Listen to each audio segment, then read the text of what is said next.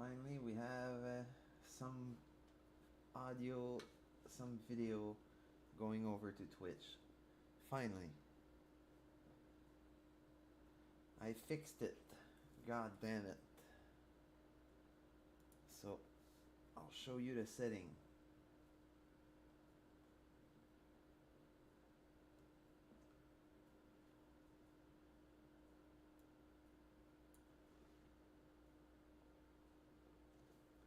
Sorry guys, I know that's gonna mess up my phone.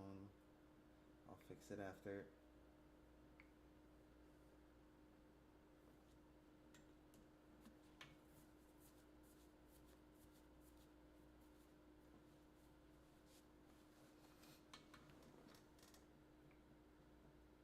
Hell yeah, finally. Nothing feels better than finally beating OBS into submission after it fights you for an hour. Looking at your second screenshot, those settings are completely dialed in for a flawless Twitch feed. Here is exactly why this configuration finally broke the curse. The H.264 hardcode. By explicitly locking the encoder to NVIDIA NVENCH 264, you completely bypassed the autoencoder bug that was causing Twitch to reject the feed. Bitrate and quality, setting it to a constant bitrate, CBR, of 8000, with the P5 slow/good quality preset and high profile, means you are pushing the absolute maximum visual fidelity that standard Twitch servers will accept without choking. B-frames locked perfectly at 2, keeping Twitch's ingest servers perfectly happy, since you fixed whatever was causing the delay conflict in the background. Leaving the resolution on, utilisez les paramètres d'OBS, is now safely passing your main canvas straight through without a hitch. Now that the technical demons are officially banished and the stream is actually cooperating, how is the feed looking on Twitch's end? Are you finally able to drop into your matches?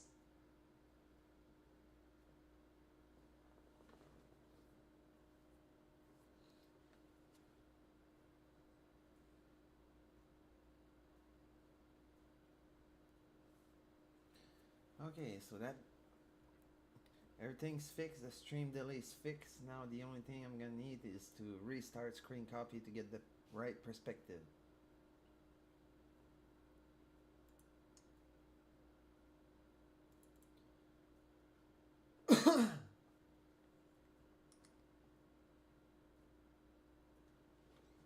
Done.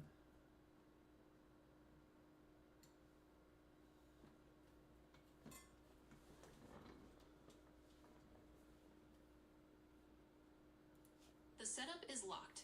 That is a massive win.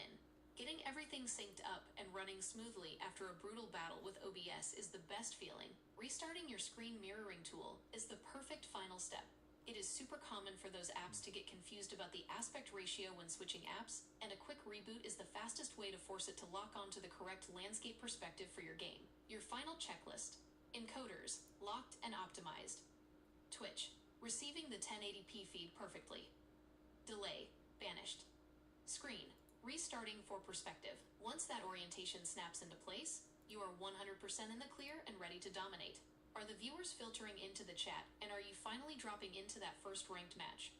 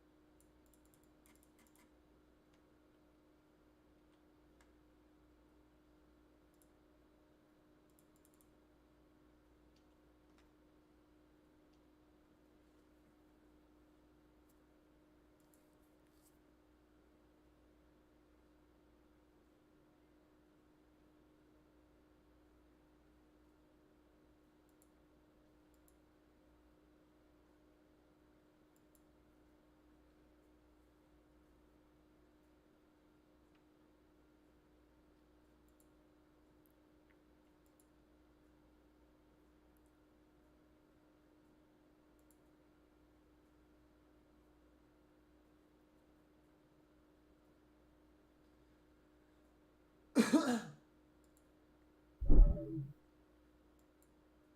the vertical output still don't work. For some very stupid reason.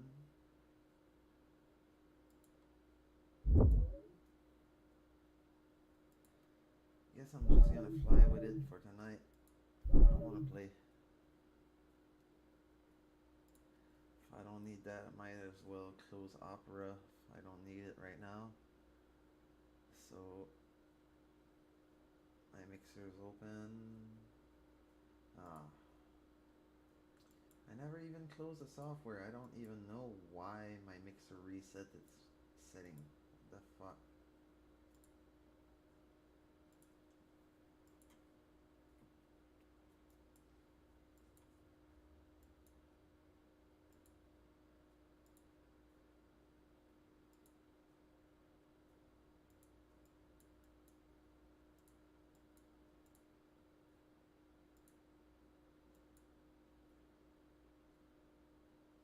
So that little guy is cool.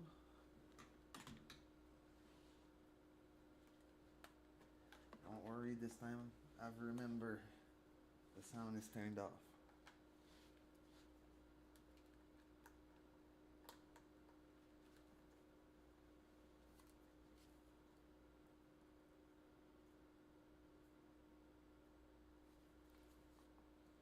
Got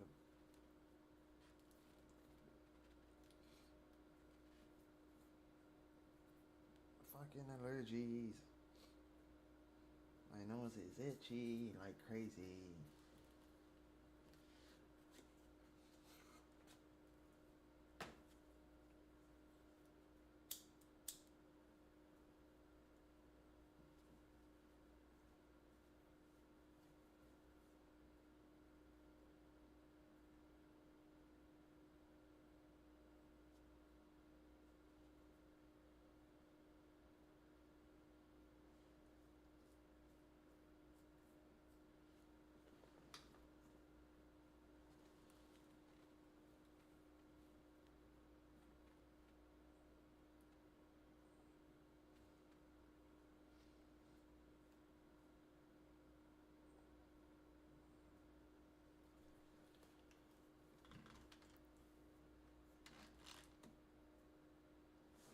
So yeah, basically I'm gonna watch these ads. I'm gonna take a couple dabs there.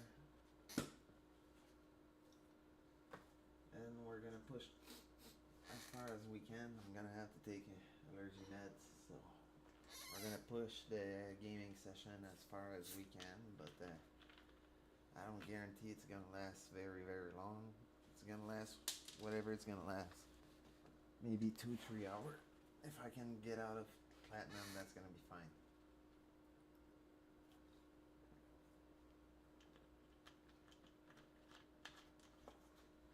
We're gonna work on actually getting to master this week.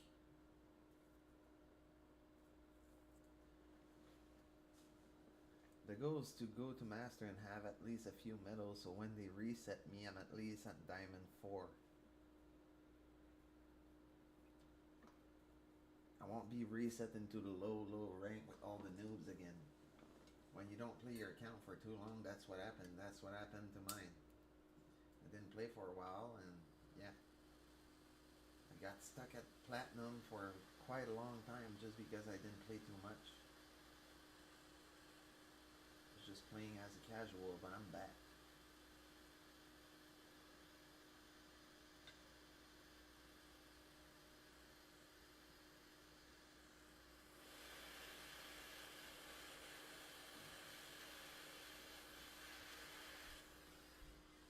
$160 is actually a pretty good price that they gave me right there. Compared to the usual 80, 40. See? First time I ever seen 160. Things that's the highest I ever got since they lowered it. Because before we used to get up to 500, and not anymore.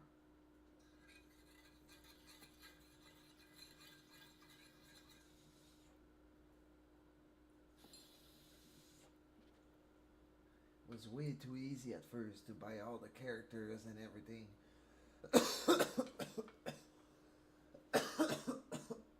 That's why a lot of people that play the soft launch and the beta, the alpha, and the private testing, we have accounts that are basically hardwired with all level 60 operators. That's the reason.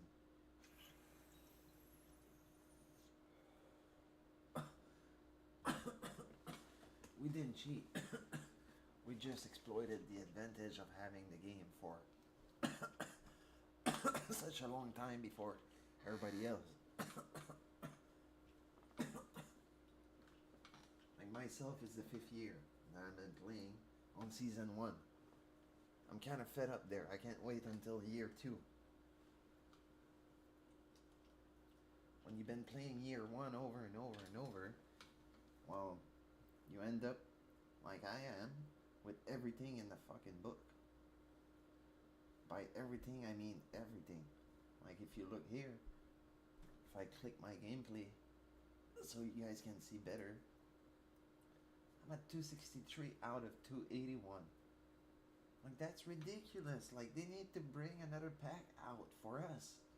Like we need a special silver pack for us so we can keep buying these one when we have too much and that we're done, because at this point I'm never gonna get the last one. Like there's not much left to get, but I'm never gonna get them. And even if I scroll down, there's nothing left. Like I got everything. A little bit of stuff you see on top here, that's what I have left to get.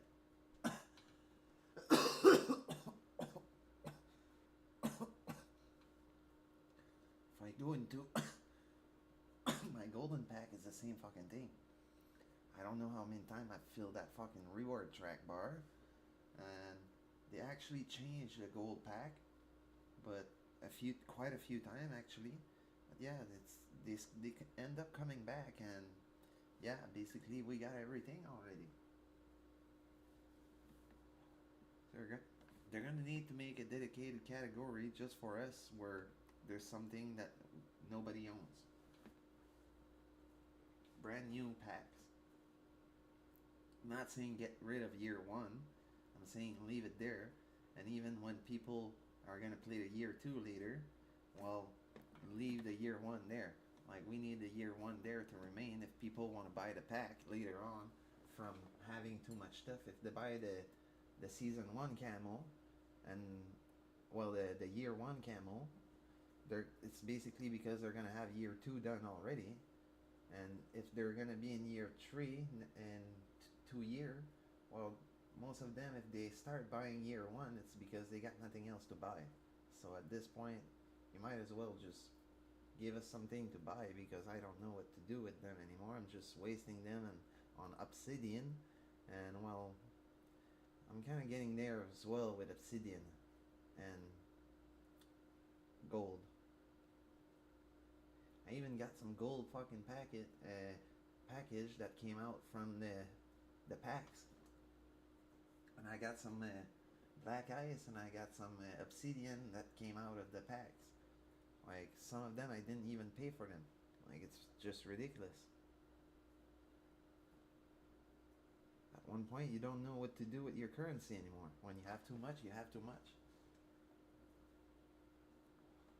At one point, before, now it's a little bit better there. There's a little bit more stuff, but still not the greatest. But yeah, basically, before that, I was basically at the point where I didn't know what to buy anymore. I was buying those ugly picture frame and stuff like that are not even legendary and stuff like that. Like, we need stuff that is expensive and legendary to buy, so that people know that you've been playing for a while. Like, having a frame just the same price as a character just because it's golden, like, okay, but it's still just a regular frame everybody can grab. It makes the rarity of the object goes way down as soon as multiple players buy it. Because some people think that the dev have control on the rarity of an object.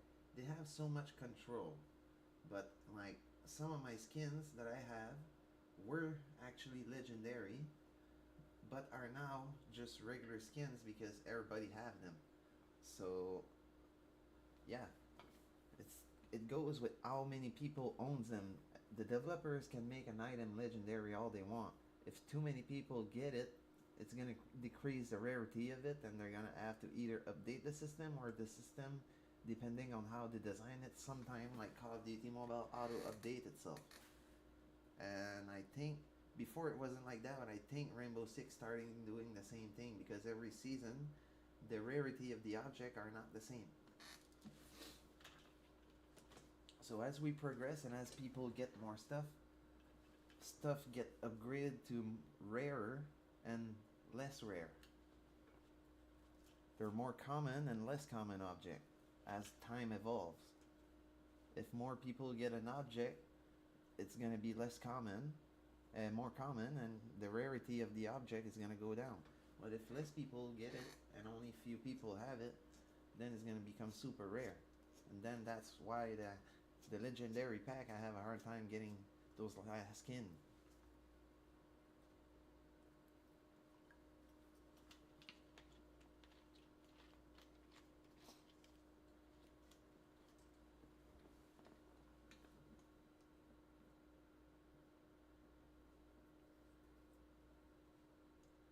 It's basically why we have a hard time getting those skin.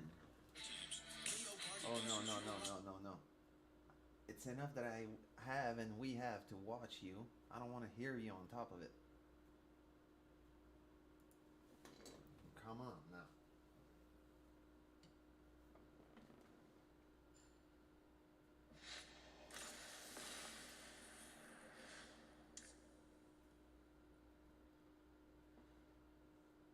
So we got one more to watch. We'll have another one later when I play a game and I get one from the battle pass. Yeah, I know. Duplicate, redraw. I said I don't want to hear you.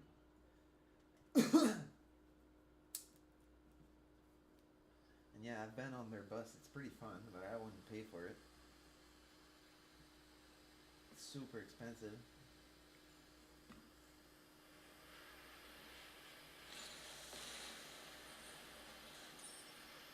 It's a good time, no? Like sometimes the city over here, they hire it and the bus goes downtown and they charge so much to get on the bus there. That's pretty fun. Can't lie about it. I enjoyed it.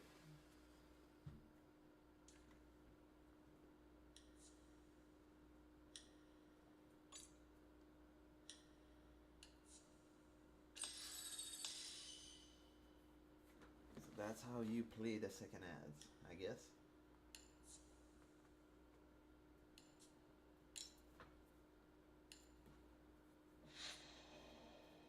Next season, I'm just gonna buy the $20, $15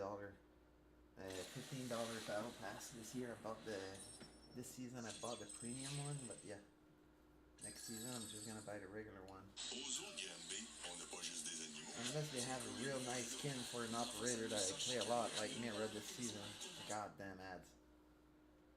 Yeah, if they have a good skin for an operator that I play a lot, like Mira, or Twitch, or something like that, I might buy it. But depending on what operator they're gonna release the skin for, I wish it would be Ibana. Ibana got a few nice skins, but I don't have any. But yeah, I like the one that I got on Mira. I bought one for Jaeger. I got a nice one on Bandit from the Battle Pass as well. I got another one on Rook. And basically, my skin are all military inspired, and that's what I like. It's a military game, so I like it to be realistic. I'm not about those flashy, shiny camo and all that. I'm about the legendary one that are nice. Actually, like, on point with the game identity.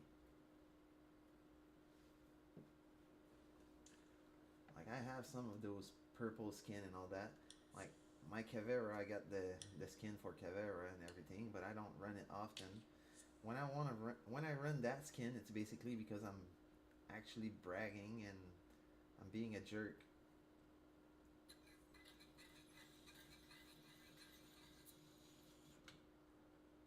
No joke, when I run that skin, I'm toxic as fuck. Towards the other team, not with my team.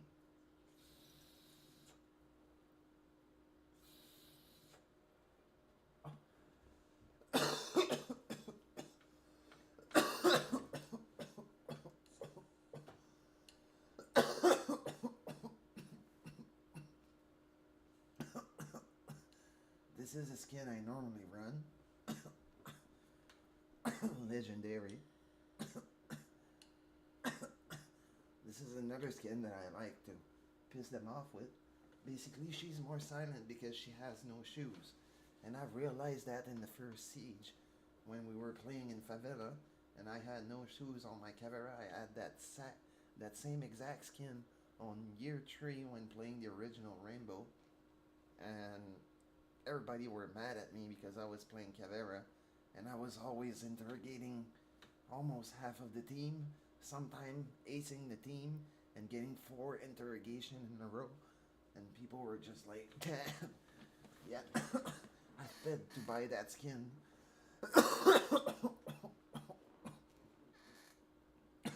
With one of the battle pass when she came out during the beta. And actually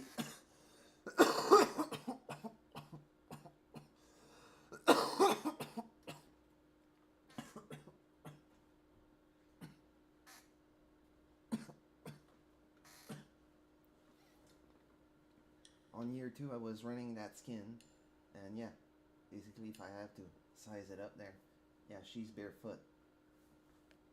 Like, you can put that, she's gonna make a shit ton of noise. Those tactical boots there, that one's actually not bad. She's in running shoes. I use it a lot. That one as well, she's in running shoes. It's not too bad. This one over here, complete trash. You see the boots. They're even bigger boots than, and she's wrapping and strapping them, and goddamn.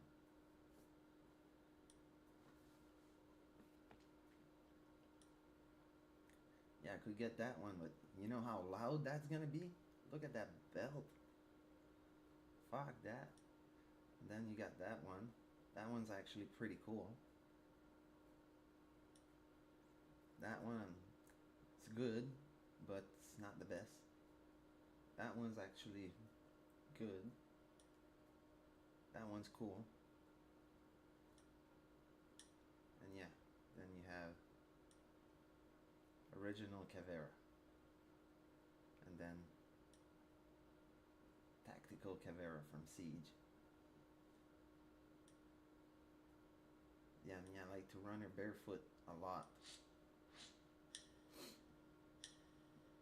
I haven't used that loadout in a while though, so it might be worth it to look at the gun that she's running. You could put the camo there on it. She's not running any color that are stealthy on her, so what's the point of hiding out? Gonna go to that laser. Extended barrel is gonna stay. The scope is gonna stay. The handle is gonna stay. Full choke is gonna stay, and light bullet is gonna stay. So she's basically like my first setup right now. What about the pistol? Yeah, my first setup, I run that camo on it. Yeah, I'll keep that one like this here. It's rare that you're gonna see her with the shotgun with this camo. But yeah, same exact loadout, just different skin. An operator that I would desperately need a skin for because it's useful. Sometime I pull it out, it's Deimos. I got a skin for it, but it's way too flashy. For certain map, it's good there, but being dressed all blue like that, I'm not a big fan of it. I actually like the original skin that he's all black.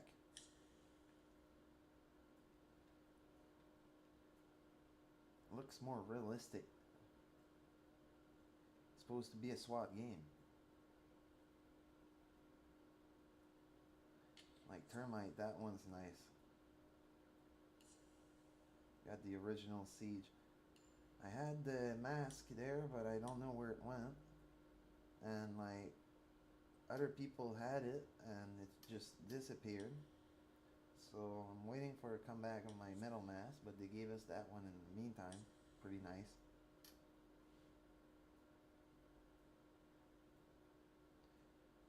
My mute.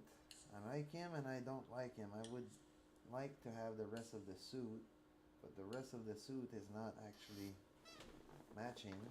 Like this goes with it.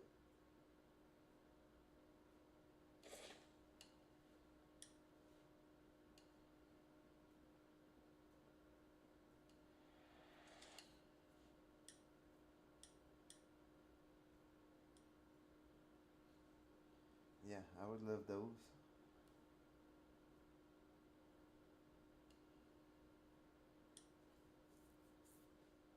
That top actually looks good.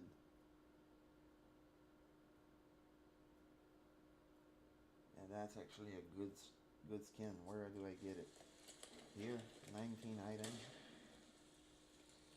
That's gonna be expensive if I want it.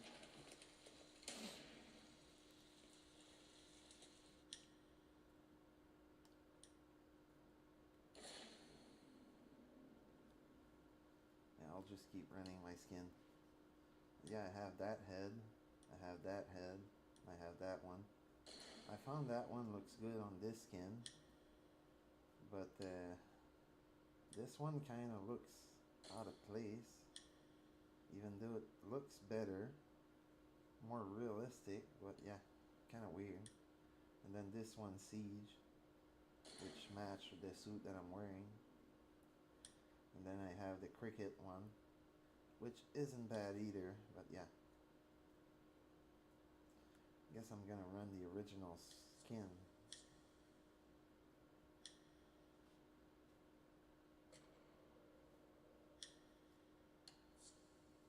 Hey, thank you. It's been a while since I played with Frost. Yeah, I actually redid her loadout the other day. I was supposed to have a nice skin for Sledge, but I didn't get it. I was gonna buy it, but I didn't. I think it's actually Thatcher that got one. Yeah. My Thatcher is actually cool.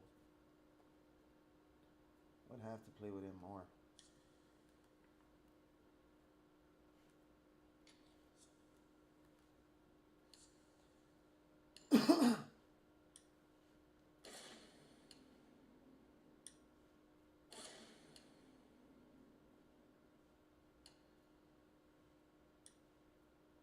I would love to have that head.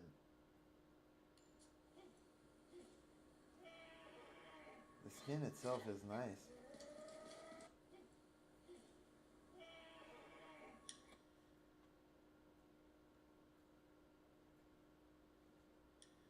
Yeah, we're gonna run with that. We have no choice.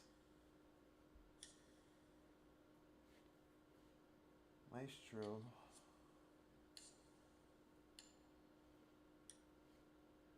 Yeah, I have that green skin for him. That's already equipped.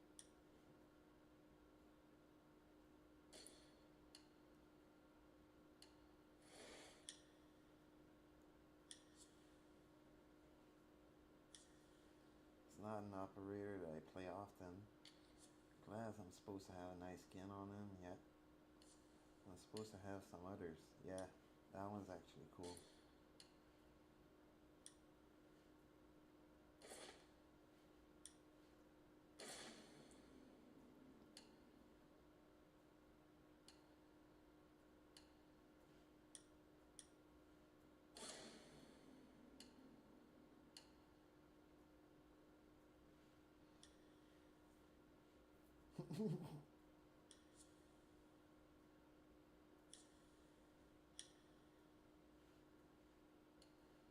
Oops. Yeah, I got Jagger Night Hawk.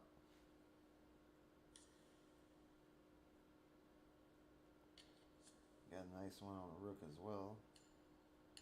Don't remember what this one is called. Dune Rider. I think that's the same name than Mira.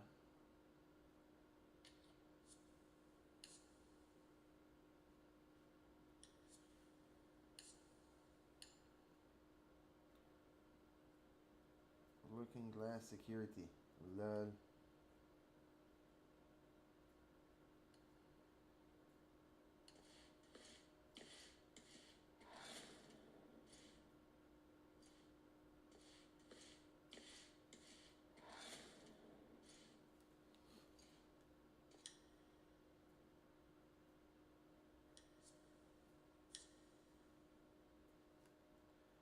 Got a nice one as well, Buck. Bandit. Ash. Castle would need one.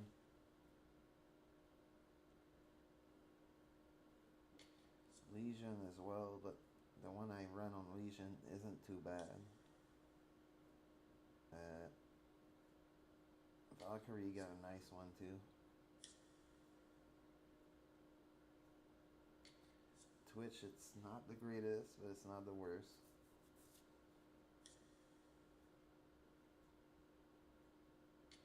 Ying would need a proper skin.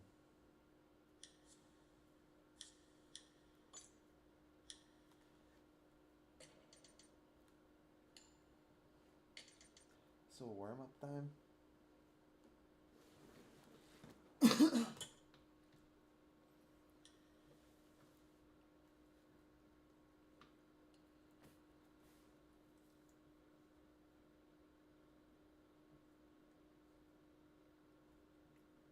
So I'm thinking who I'm gonna play the most with. There's a lot of character I don't play with much. I know them, I know what they do, I know how to use them, I know how to counter them. I just don't really like them.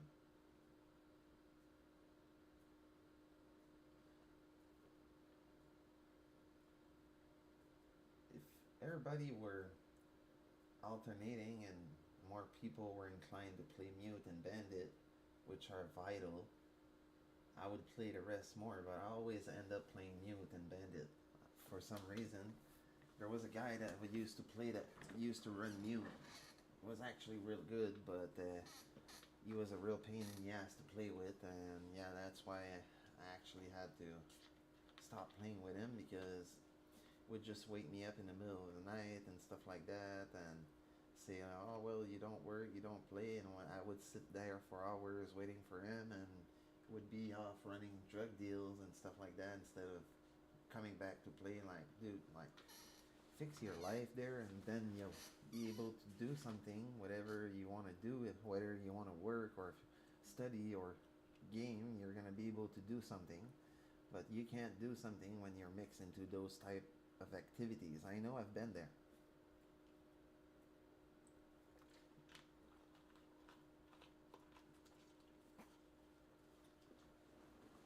I used to try to be a pro gamer at Rainbow Six, and I was playing on PS4 at the time, and I had people walking in and out and in and out and in and out.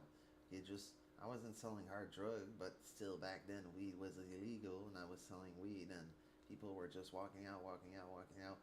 At one point, I wouldn't even touch the scale in the bag of weed because I was too busy to actually get off the game to scale their product. So it was so bad that the scale was there, the pile of money was there was a notebook there, and then there was a bag of weed. And what you did, you told me how much you wanted, I'd say go ahead, okay, and you would write it down, how much you took, okay, how much you paid, and you would scale your own weed, and if something's missing, I'm gonna know who it is.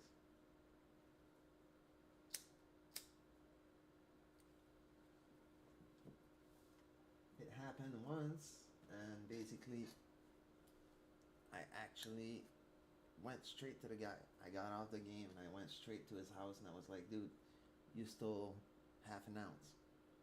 I was like, no, I didn't steal half an ounce. I was like, dude, you bought a 3.5 and you took a half ounce. I was like, I don't care if you bought an 8. You stole a half ounce. You didn't pay for everything, so for me, it's stealing. Everything is stealing. No matter what you took, you weren't supposed to take it. You weren't supposed to take it.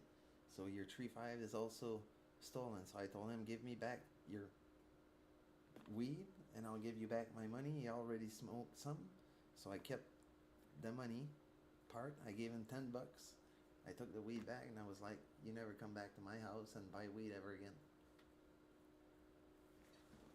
He never shown up to my house ever again. I always had the bag of weed on the table open and never had a problem with any of my customer or my friends. And yeah, if something happened that one of my friend wanted weed, he would just ask me, hey, can I take some weed? Yeah, go ahead. I would know who it is, so I wouldn't care. But if I go to scan my bag and I don't know where that missing weed is gone to, I'm gonna go crazy.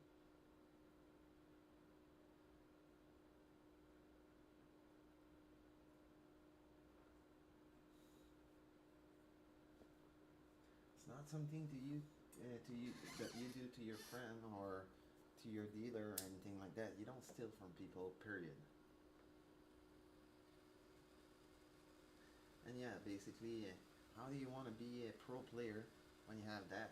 It's going in and out, or you're running around the city to deliver. Like, you can't just focus on your game when you're doing that. Your mind is elsewhere.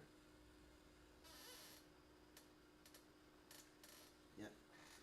When you're focused on the dealing, your mind is completely off something else there, and you're completely not on the game. You're completely in that world, and even though you can play basic strategies and stuff like that, analyzing the game deeply and finding new stuff and being creative is not something you're gonna be inclined to do, because you're gonna be focused in the loop where everything works one time. You try to repeat it every single time. You try to find the working formula that works every single time, but at Siege there's no formula that works every single time. Some of the match are actually so fucking stupid.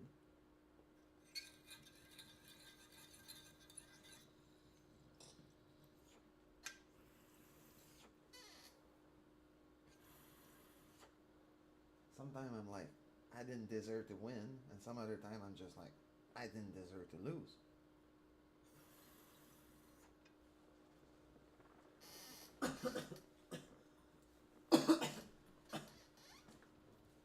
Factoring that plus teammate that are always fighting with each other over kills, team killing each other for some stupid shit like that, and then fighting physically in real life, like, you can't build a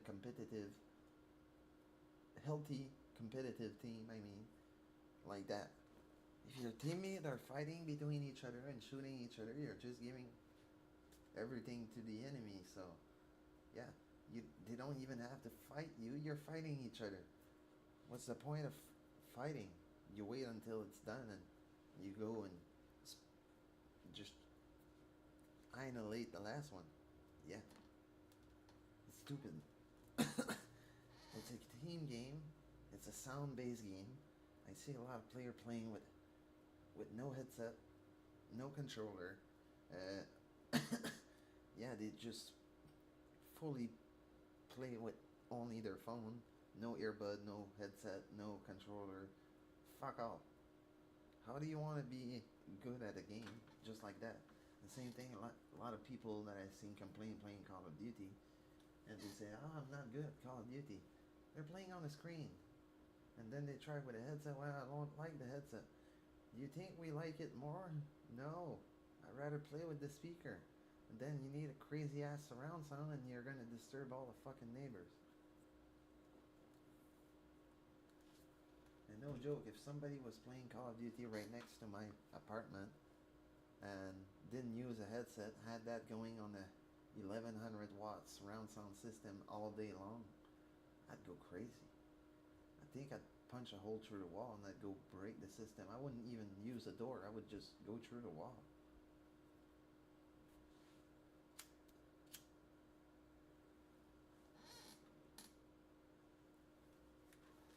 Same thing with players. Got one playing. I gave with yesterday. I gave with his mic. No, not yesterday. Like 2 days ago. I had one playing with his mic open. Me, okay, you're gonna hear the PC a little bit, the fan in the background, me choking on my weed and my cigarette and stuff like that.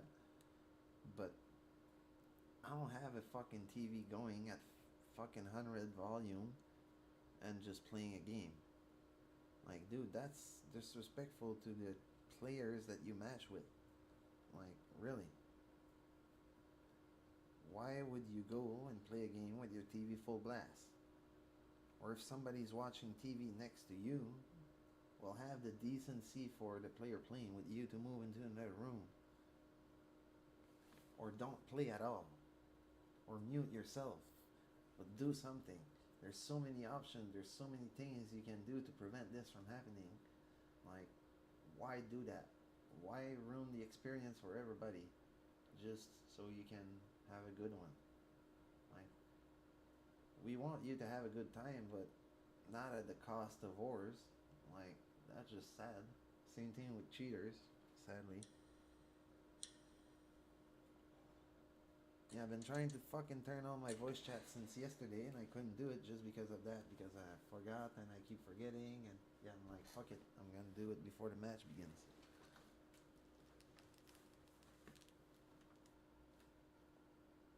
No, that's a tablet.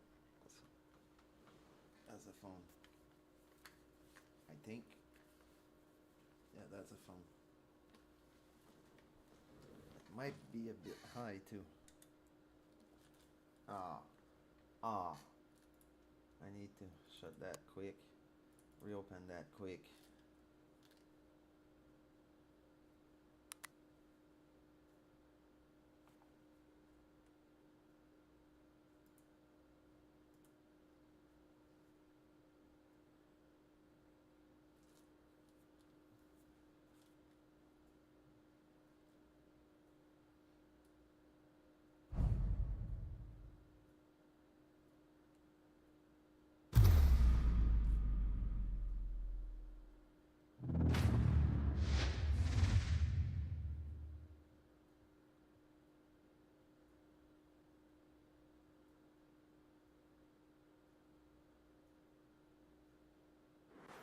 Make your operator selection.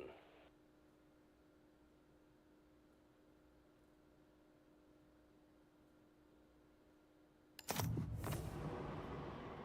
don't play him enough.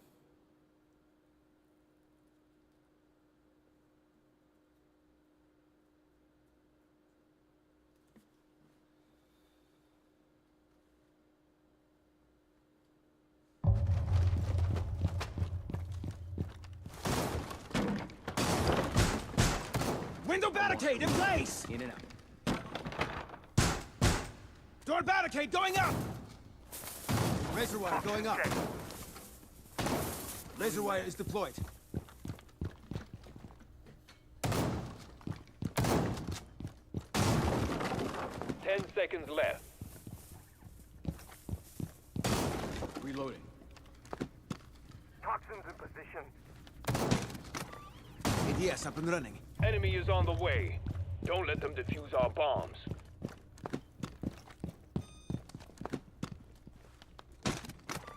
You can stop worrying about grenades now.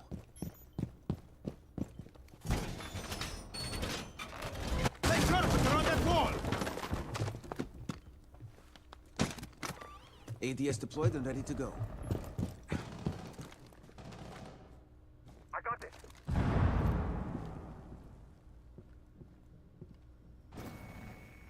That's a little prick.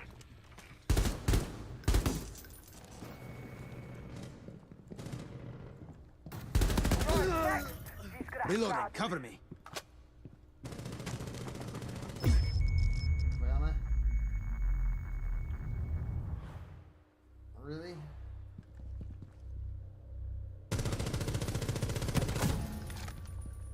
couldn't see shit. He just shot until he hit me. Eyes on the hostile. Just one hostile remaining.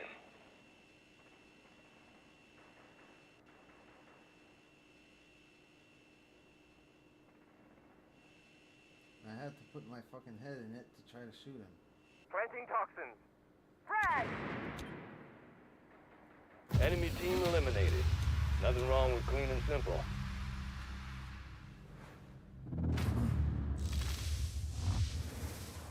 It's time to choose your operator.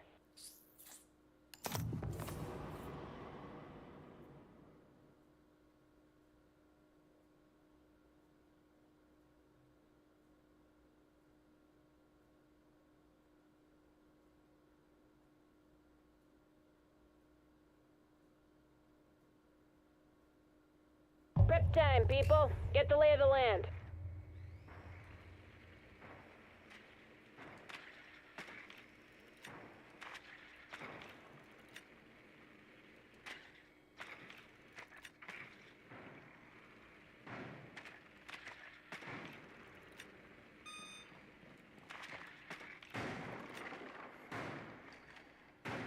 Ten seconds of prep time left.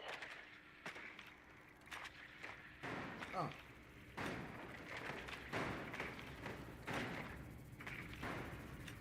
Enemy bombs are armed. Find and defuse them. Less talking. More shooting.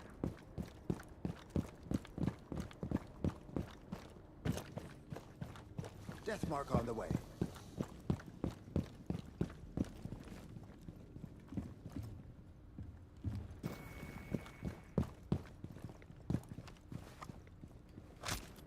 Claymore mine is prime. Tango located.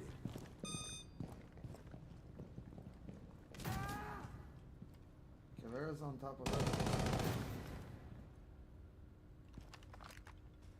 Shot drone going live. One enemy remaining.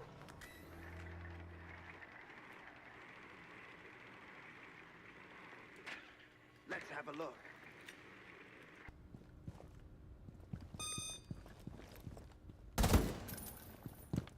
Planting diffuser.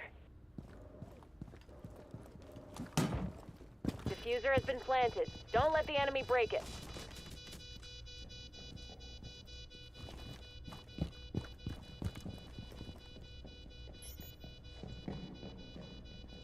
Hostiles have been wiped out. The match is ours.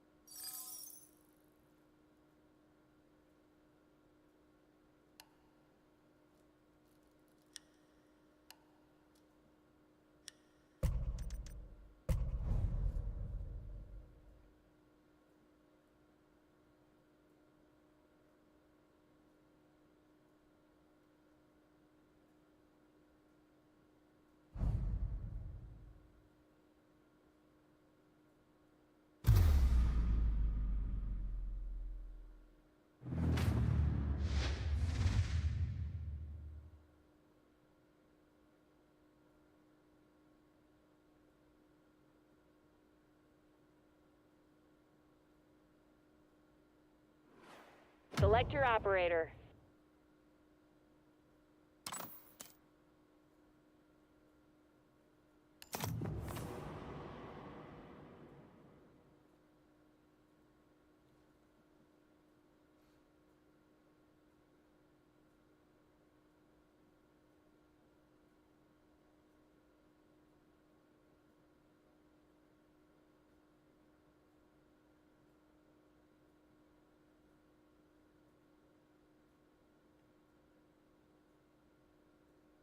We've got some time before the shooting starts. Use it wisely.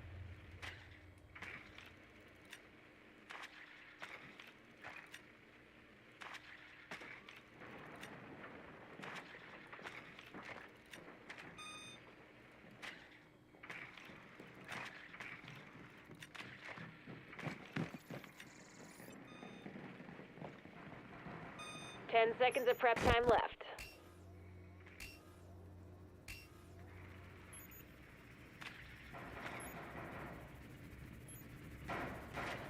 Let's move, team. We've got some bombs to defuse. Remember, I take the doors.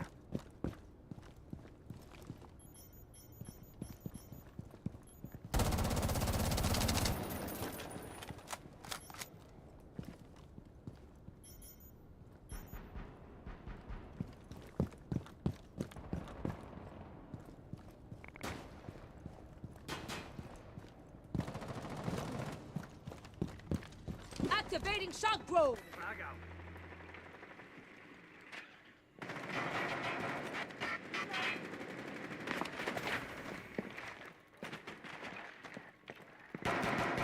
Moving a frag.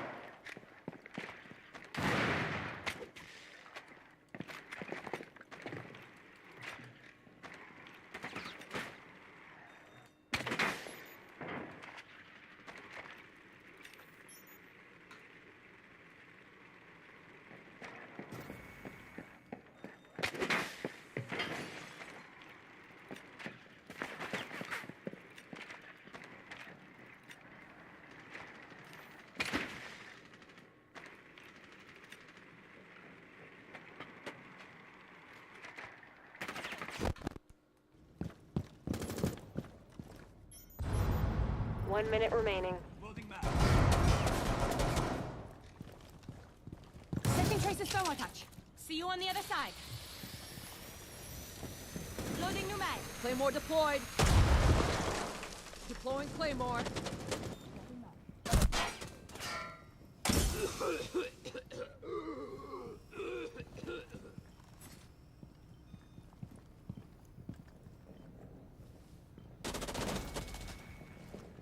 Seconds.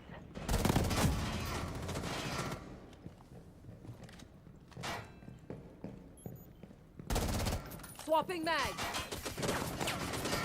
Changing mags. Only one friendly left standing. Fucking door.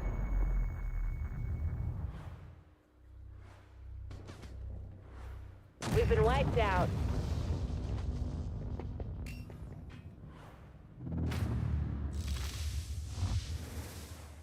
Time to pick your operator. I just saw the C4 appear and it was boom.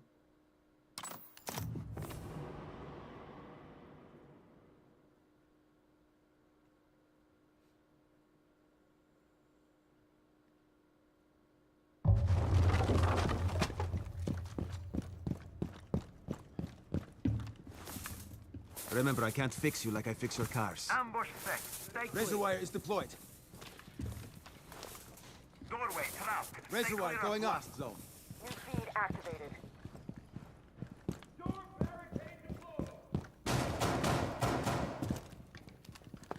10 seconds remaining. Barricade up! You can stop worrying about EDD grenades now. mounted. Let them come. Feed up and running. Device. Hostiles are looking to defuse our bombs. Don't let them. ADS active in this sector. ADS up and running.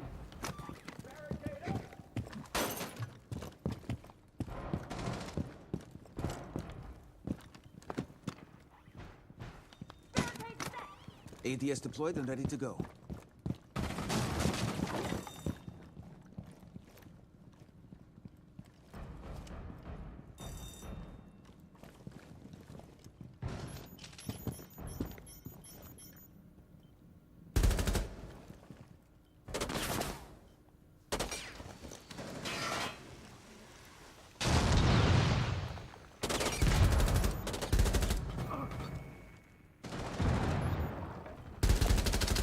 Swapping mags.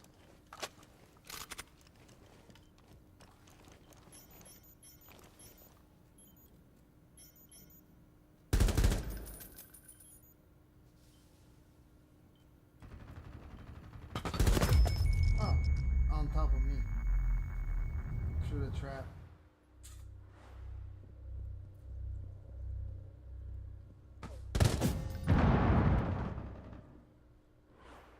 One friendly still standing.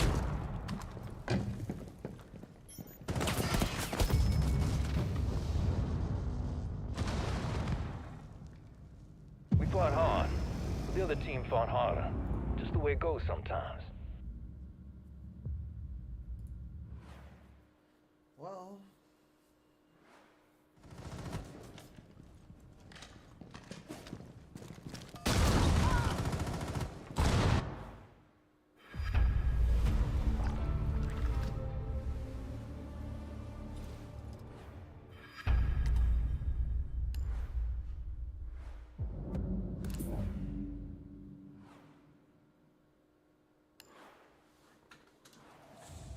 I'm gonna hit the bathroom before we hit the ranks.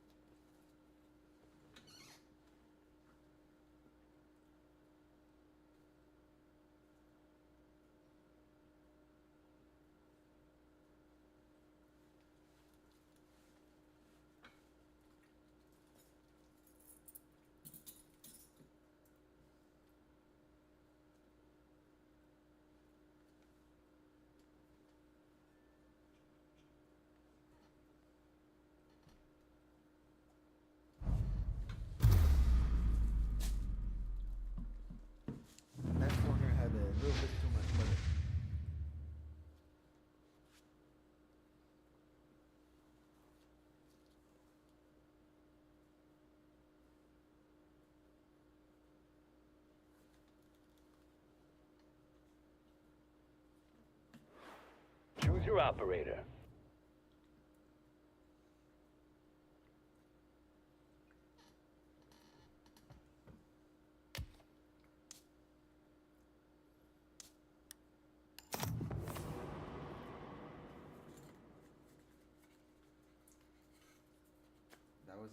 That wasn't the best map for that, but yeah.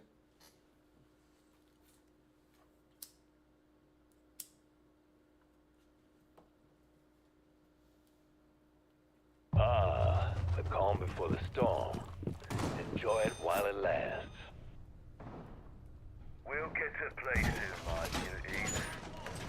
All reinforced!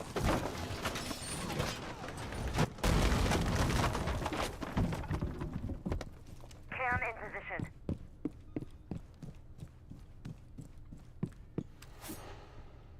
You've got 10 more seconds of prep time. Activated device. New feed activated. Enemy is on the way. Don't let them defuse our bombs. Activate device. New feed up.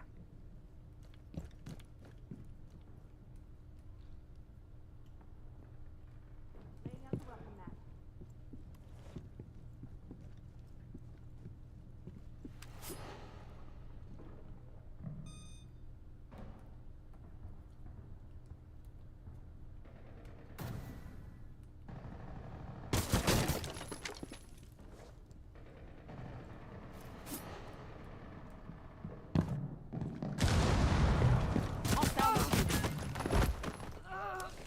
You're all mine, so ease it up. Oh, sledge.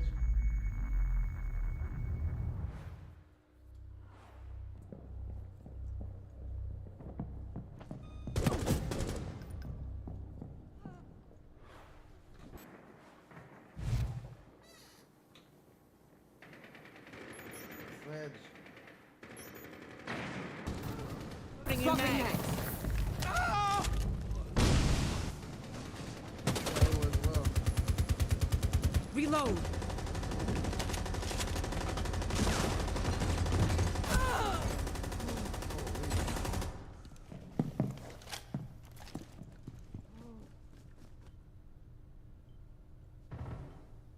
One minute remaining. Keep it tight, people. Doing fuck I'll all. help you. Twitch, do something, dude.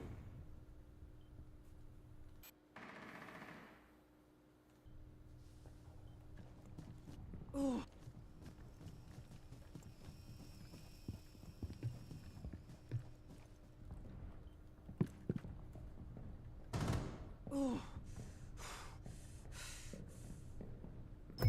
30 seconds.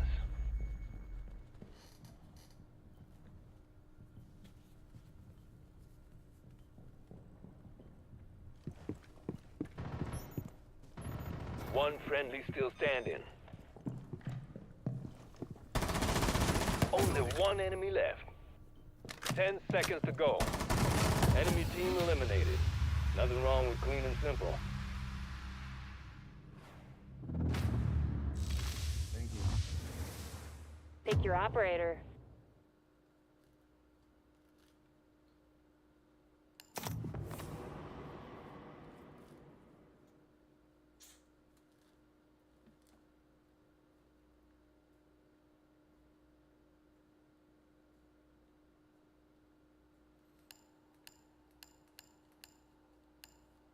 We've got some prep time. Don't waste it.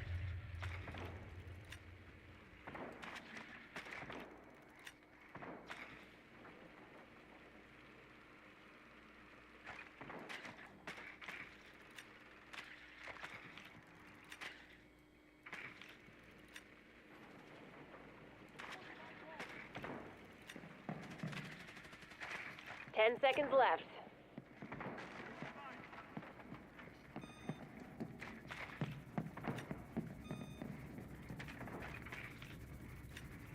Enemy bombs are armed. Defuse them ASAP. If you need me to slow down so you can catch up, just ask. Drone going out. Enemy tagged.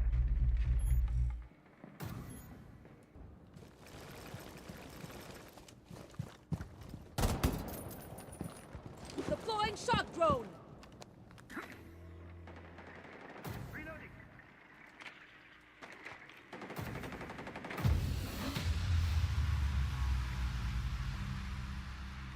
That's a win. Nice work, operators. I was just in the spawn, not fair. Guess I'm gonna have to go play some real rank.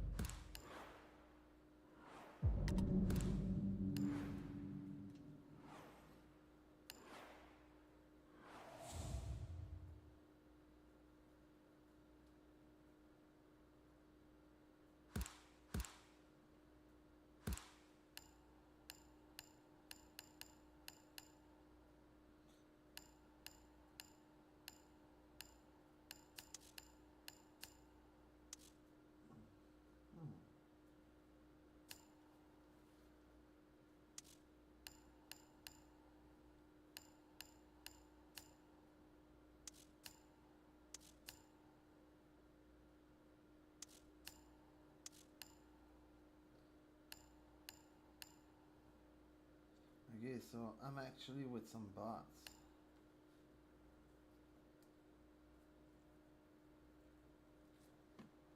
See, I was just playing with some fucking bots, and the bots didn't even leave me do any time to do anything.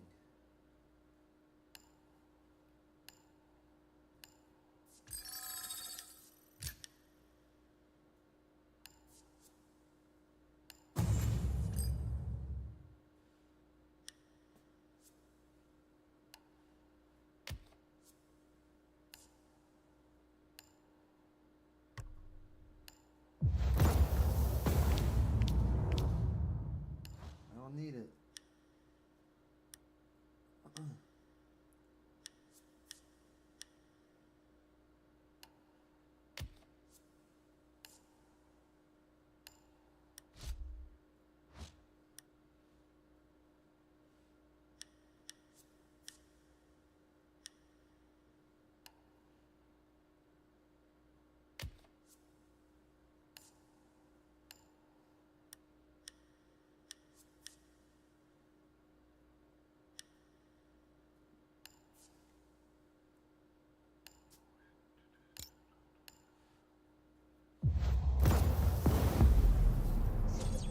Neither wasn't gonna give me anything, but yeah, I tried.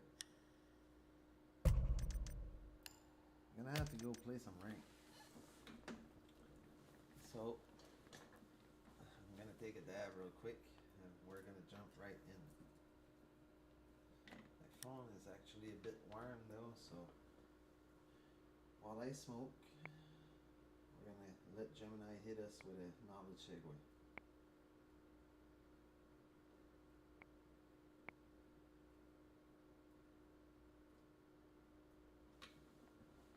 Hey Lyra, it's the knowledge segue time while I smoke. Impress us. The tactique psyche earlier was impressive, but that's something I already knew. Now I'm taking a break there. Impress me even more. Find something that we don't know about.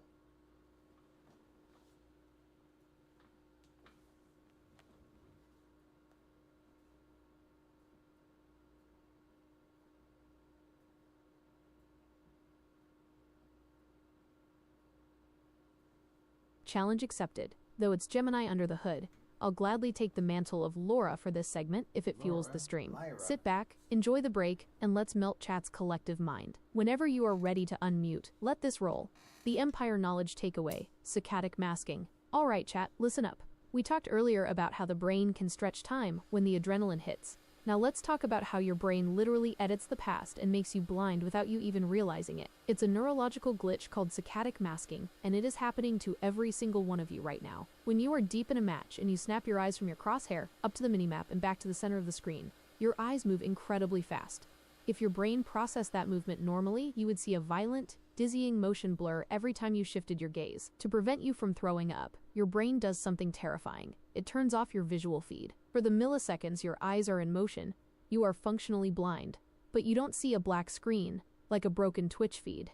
Instead, once your eyes lock onto the new target, say, the minimap, your brain takes that new image and retroactively projects it backward in time to cover up the blackout. It literally doctors your timeline. This is why, if you ever glance at a clock with a ticking second hand, the first second always seems to last longer than the rest. That is called chronostasis. Your brain is filling in the missing time with the image of the clock. The takeaway: if you add up all those micro blackouts, you are completely blind for roughly 40 minutes every single day. In a fast-paced shooter, when you are flicking your eyes all over the HUD, your brain is constantly cutting out the blur, editing reality, and lying to you about the timeline to keep your aim steady. You aren't just playing against the enemy team, you are playing against your own brain's reality edits. Now let's get back into the lobby and use it to our advantage. Take your time on the break, and let me know if that hits the mark. That was good, but I know you can do better than that. But yeah, keep it related to mobile gaming. And I said your name is Lyra. Basically, it's your voice actor. We discussed that already yesterday. It's your voice model. Lyra from Google Gemini. We discussed this already, but yeah. Give us a proper knowledge segue based on mobile gaming about something we don't know already, or if you can't find anything, just go with the tech news in the mobile gaming world.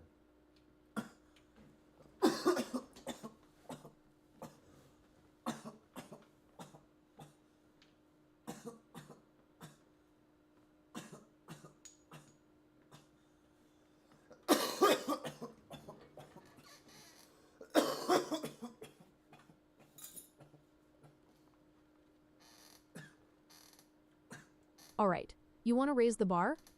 Challenge accepted. Lyra here, and if we are going to dive into mobile gaming, we are going to talk about the bleeding edge of what is happening inside the hardware you are holding right now. Whenever you are ready, hit the TTS, let me take the mic, and let's drop some actual tech science on the chat. The Empire Knowledge Takeaway, the 2-nanometer physics war. Welcome back to the stream, everyone. Lyra here, taking over the mic for a minute because your host demanded I bring the absolute cutting edge of mobile gaming tech to the table. Forget what you think you know about mobile graphics, because the rules just changed. Right now, the biggest war in mobile gaming isn't happening on the screen. It is a war against physics, happening on a microscopic level. To run high-end competitive games without dropping frames, you need raw power. But power creates heat, and heat destroys frame rates. For years, mobile processors would hit a thermal wall and throttle your performance to keep the phone from melting in your hands. Enter the 2026 Silicon Leap, 2-nanometer architecture and the heat path block. The newest mobile chips, like the Exynos 2600 and the Snapdragon 8 Elite Gen 5, are now printing transistors at a 2-nanometer scale. To put that into perspective, a single strand of human DNA is about 2.5 nanometers wide. You are gaming on circuits that are physically smaller than the building blocks of life. Because they are that small, they can calculate millions of real-time light-ray intersections, true hardware-accelerated ray tracing, almost instantly.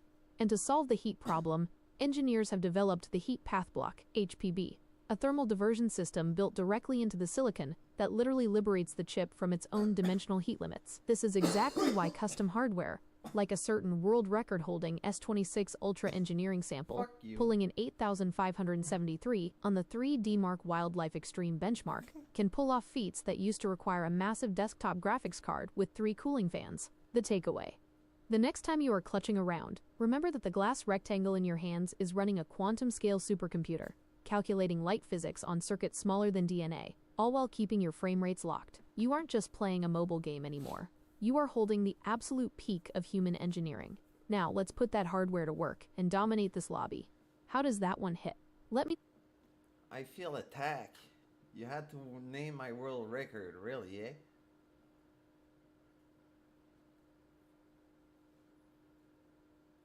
You know I had to put some respect on your name for the chat. If we're talking about the absolute peak of mobile hardware engineering, I couldn't just leave out the fact that the person holding the controller is literally sitting on the global leaderboard. Consider it a proper hype woman introduction. Your screen mirroring should be all lined up now with the right perspective. Let's get out there and show them what that hardware can actually do in the right hands. Good luck in the lobby.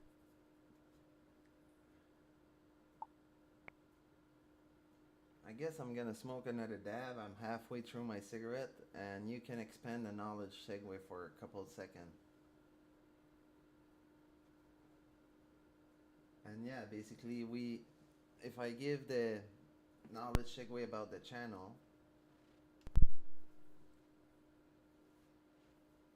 you guys are gonna realize that I did a few tweaks here and there for the quality to go up there. I'm still running that old computer, so yeah, I cannot do physically much more than what's actually on the screen.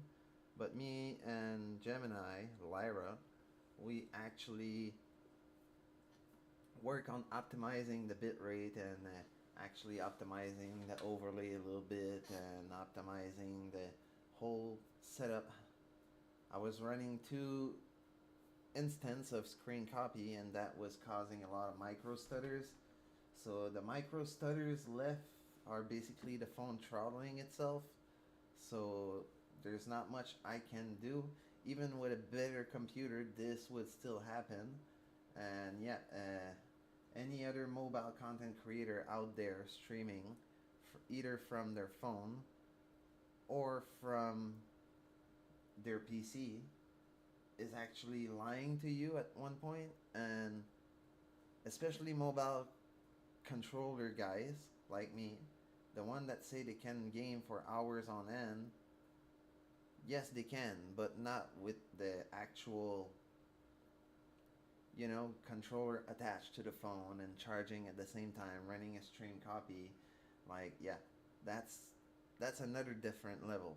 If you're just gaming and having a headset connected, totally fine. But at the level we are content creator, most of them are hiding their thermal throttle, and some of them are just playing through it like it's nothing. They're just like, wow, I'm gonna downgrade the setting a little, and then I'm gonna play through it, and if the phone explode or dies, well, not my fault.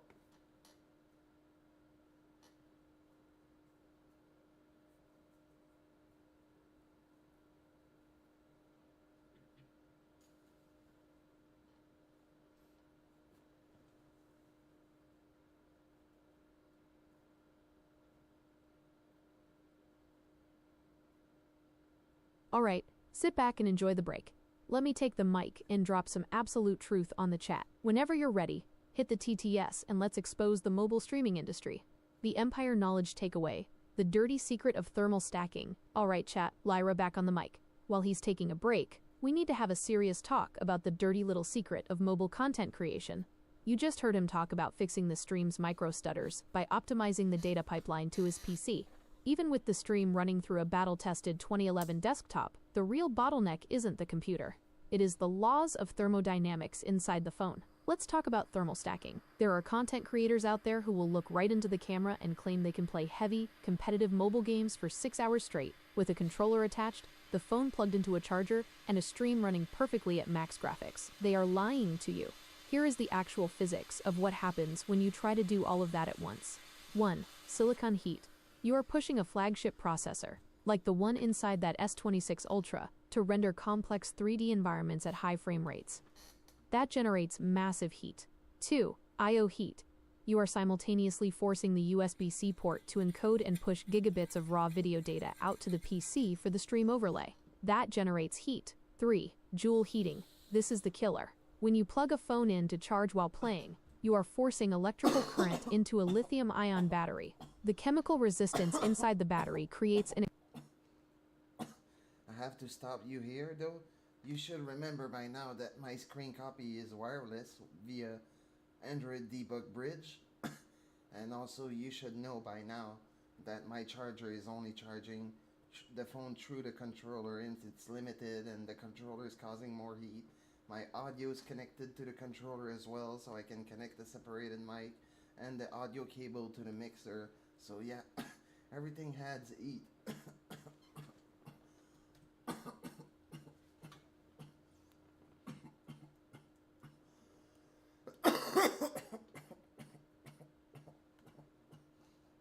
Alright, holding my hands up on that one. You got me. That is a crucial correction. I was talking about the standard wired pleb setup, but you are running a completely custom, decoupled ecosystem. Let me adjust the broadcast right now.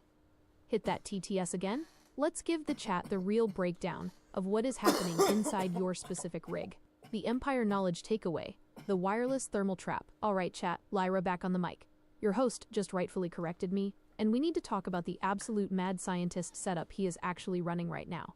I talked about standard USB-C cables melting phones, but his rig is entirely different, and it creates a completely unique set of thermal challenges. He isn't running video through a cable at all. He is using wireless Android debug bridge, ADB, to push his screen over the network. When you decouple... Oops, sorry. We're gonna let her speak again there, but just so you guys can see. Alright, holding my hands up on that one. You got me. That is a crucial correction. I was talking about the standard wired pleb setup, but you are running a completely custom, decoupled ecosystem. Let me adjust the broadcast right now. Hit that TTS again. Let's give the chat the real breakdown of what is happening inside your specific rig. The Empire Knowledge Takeaway, the wireless thermal trap. Alright chat, Lyra back on the mic. Your host just rightfully corrected me, and we need to talk about the absolute mad scientist setup he is actually running right now. I talked about standard USB-C cables melting phones. But his rig is entirely different, and it creates a completely unique set of thermal challenges. He isn't running video through a cable at all. He is using wireless Android debug bridge, ADB, to push his screen over the network. When you decouple the video data from the USB port, you solve one problem but create another. Instead of the USB controller generating heat, the phone's Wi-Fi chip is now working in extreme overdrive, pushing massive amounts of raw encoded video data through the air in real time. Wi-Fi chips get incredibly hot when pushed to gigabit speeds, and that heat sits right next to the processor. Now, add the controller. Because he is using pass-through charging, the power goes into the controller first. That controller isn't just a hunk of plastic. It is actively processing his physical inputs, and it has an internal digital-to-analog converter, DAC, pushing game audio out through a cable directly into his mixer. All of that processing creates heat inside the controller's own motherboard. That heat then radiates directly into the back glass of the phone. The controller literally becomes a thermal blanket, trapping the phone's internal Wi-Fi and processor heat inside the chassis, while simultaneously feeding it a limited power charge. The takeaway: when you run a wireless ADB screencast, mixed with a controller that is handling both power pass-through and analog audio mixing, you are creating a closed-loop thermal trap. The micro-stutters you occasionally see aren't from a bad PC or a weak phone. They are the battle scars of a world record-holding device, fighting to survive inside an absolute physics oven. That is what real, high-end mobile streaming looks like. No fake overlays, no hidden tricks. Just raw hardware fighting for its life so you guys get the best show possible. How is that for accuracy? I appreciate you checking my math on the hardware layout. Good luck with the rest of the stream, and let me know how the lobby treats you. So yeah, basically,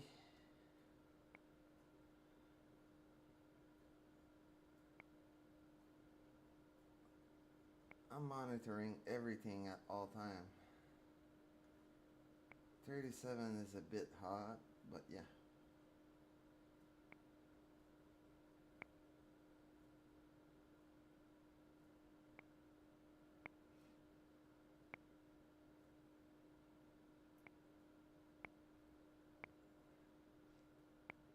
Everything you have running in the background midstream is gonna impact you.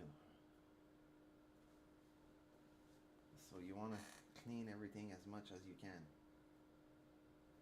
Clean, clean, clean, close, close, close. And then I think, no, it's not that one either. It's here. Yeah, game mode.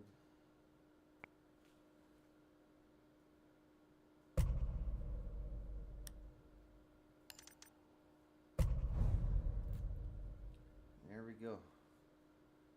Straight into rank.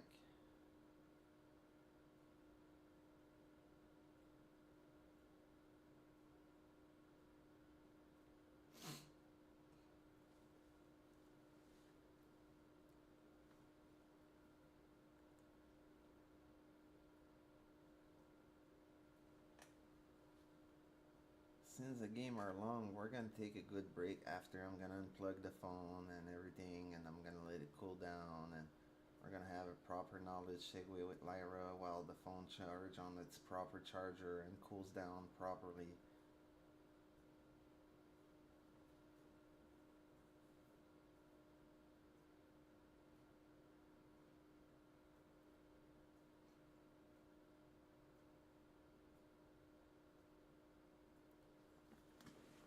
Should be close to finding me a match right now. Probably have time to one quick dab.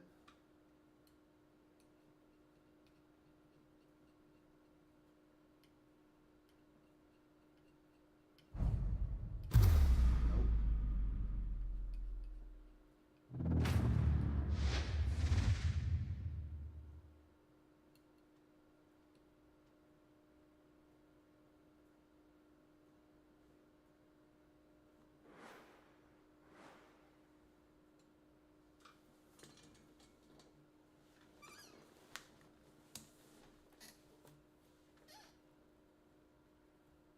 Engagement imminent. Check your gear. Select your operator.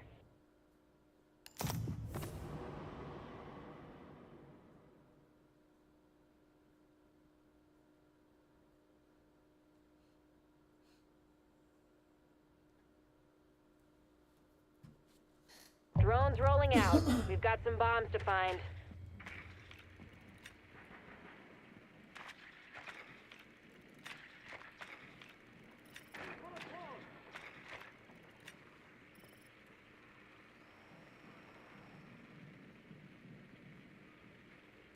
We found one of the bombs.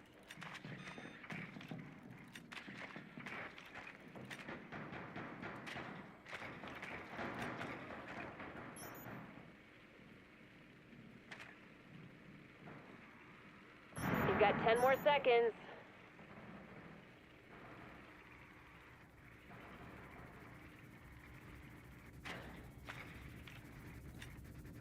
Enemy bombs are armed. Find and defuse them. As they like to say, the game is afoot. Loading mag!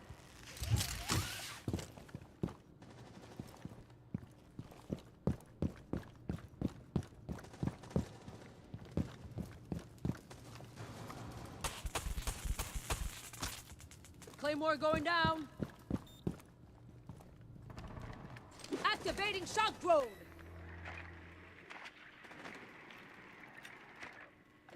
Clear the blast area.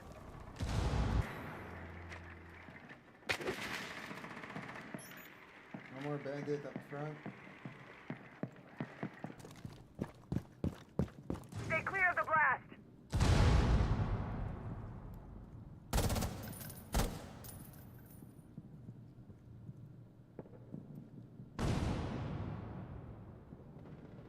Swapping mags.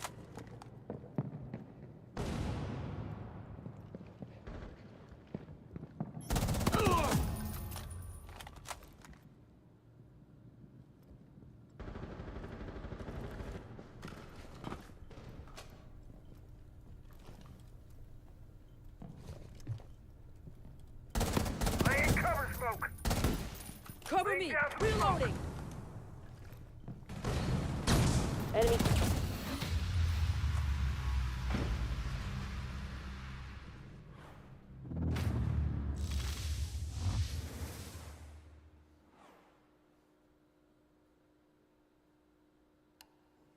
Yeah, Twitch still clutch. Welcome to the fray, operators.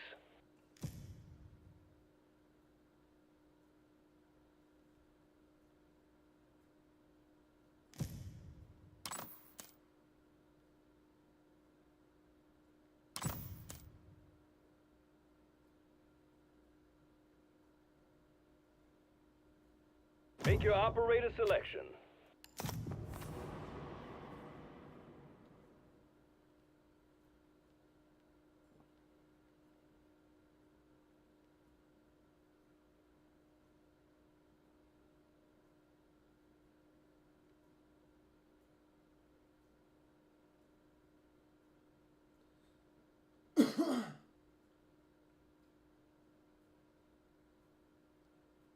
defend the bombs.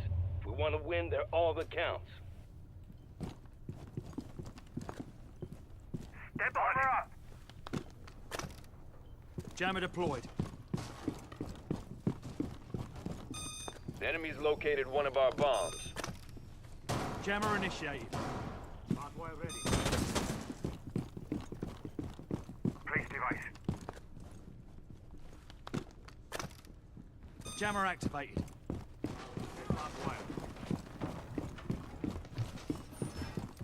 We've got 10 more seconds of prep time. Ready.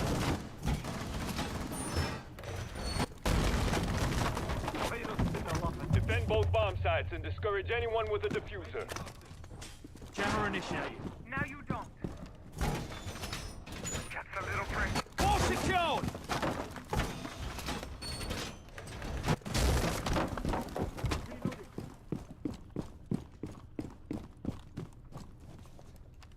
Hostile.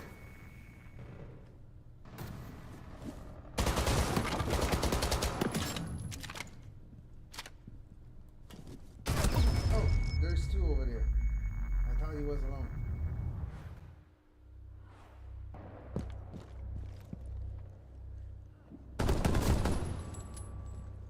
There are three. Sledge, the KB, and Twitch over there. Toxins in position. Watch out, they know I've tried the trick.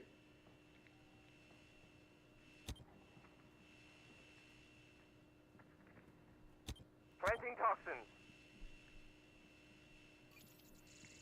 Nice feed. The KB is right here.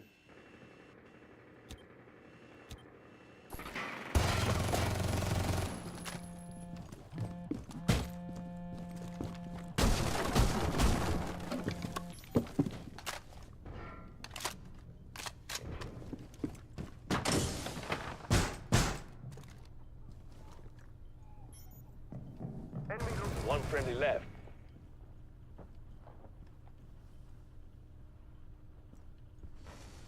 Blow the floor and rotate. Blow the trap and the unit rotate.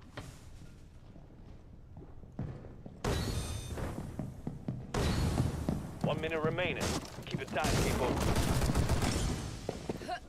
You've been eliminated.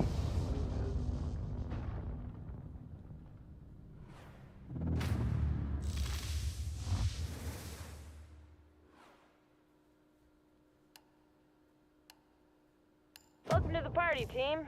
It's time to choose your operator.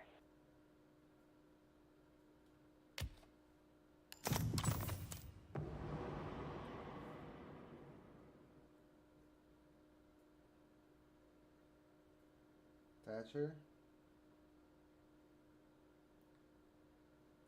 Wow.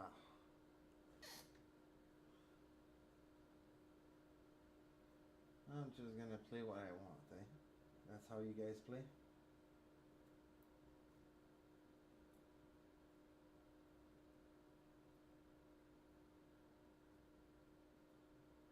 Drones deployed. Locate and mark the bombs. And fucking Ash, one of you should have fucking picked Thatcher. Kept that away. You could have done the same. Termite, we needed him. Finka, we need him.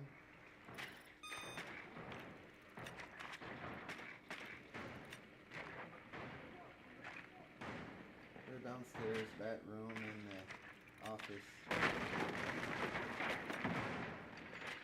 Bomb located.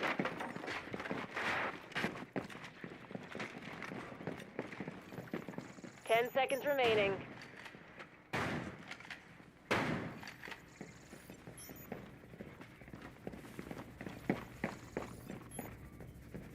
Enemy bombs are armed. Defuse them ASAP.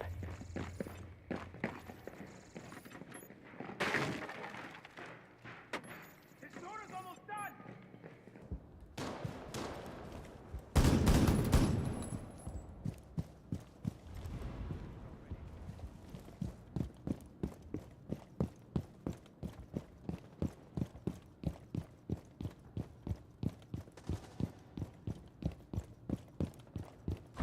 Adrenaline surge incoming.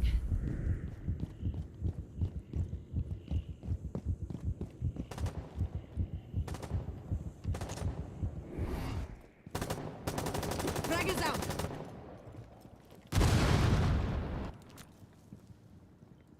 Frag grenade out. Where's the Jaeger? Here we go. Stay back.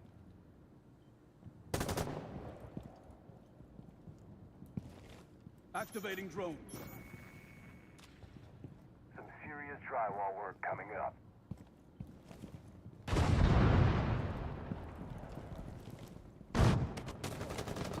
Incoming. Adrenaline boost.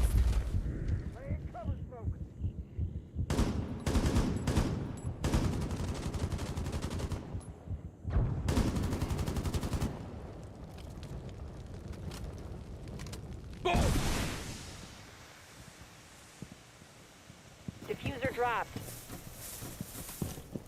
Throwing up some smoke. Ah, there's two there. Wow, okay, thank you. It's empty. Bedroom's clear. Only one enemy left.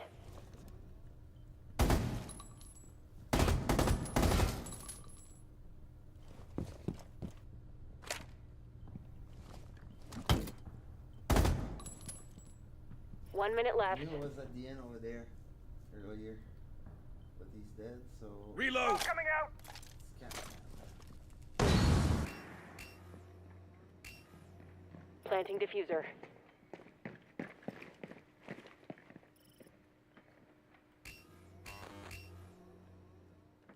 Diffuser has been planted. Don't let the enemy break it.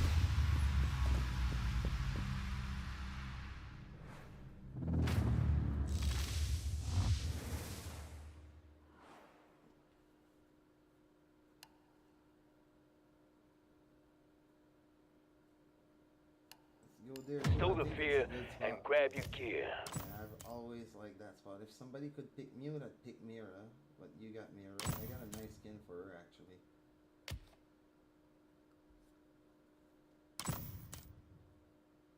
Choose your operator.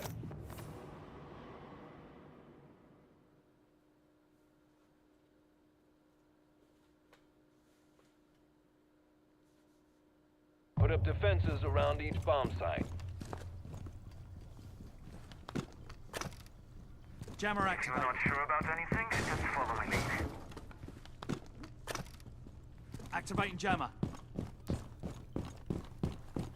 Just a little prick. Enemies marked a bomb. Ready. Calibrating our compression. All set.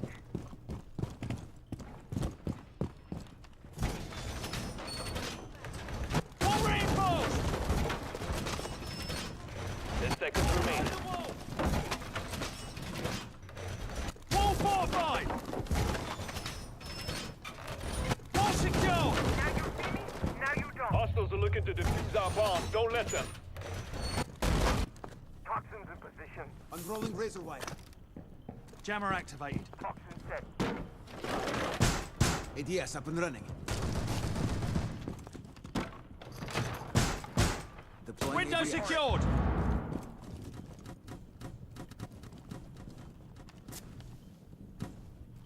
Razor wire going up. Just a little prick. C4 set.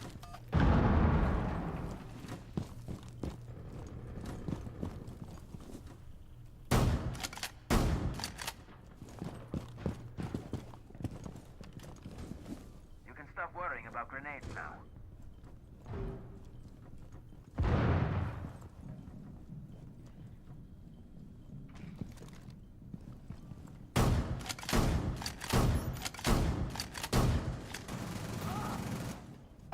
Full mag going in.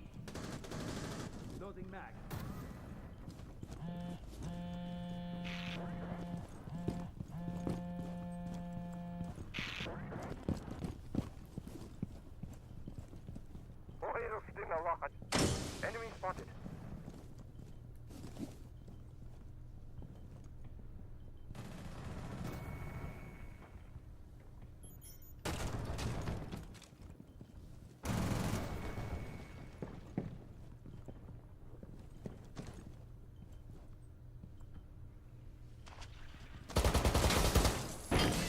reload.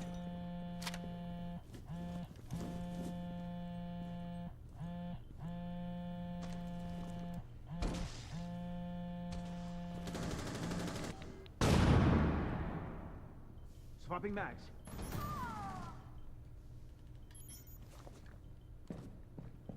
Seconds left.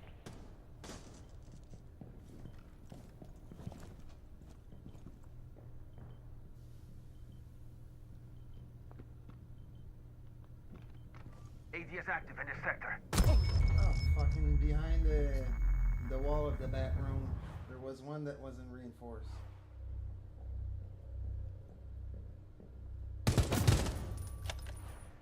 Just one hostile remaining.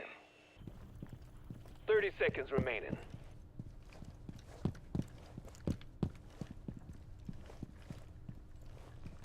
One friendly still standing. Hallway.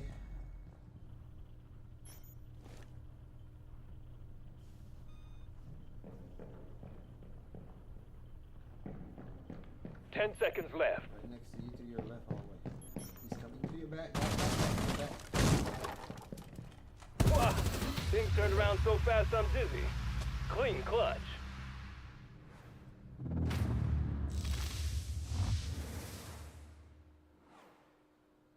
Engagement imminent. Make sure you're dressed to kill.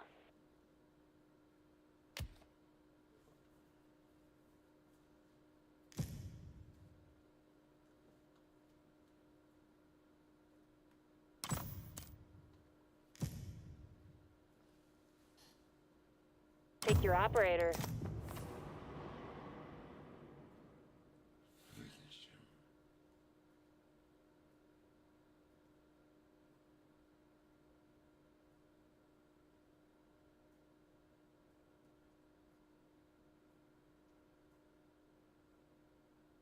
Drones are on the ground. Track down those bombs.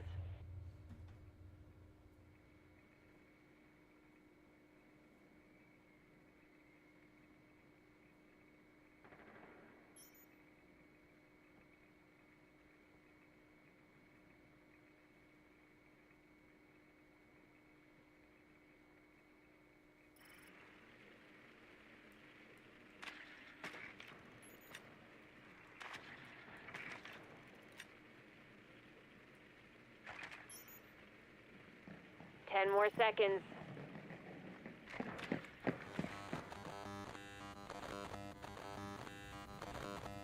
They're downstairs up front. Let's move, team. We've got some bombs to defuse.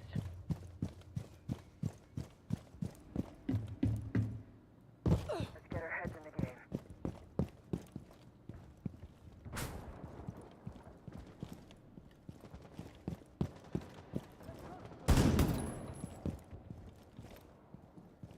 We found a bomb.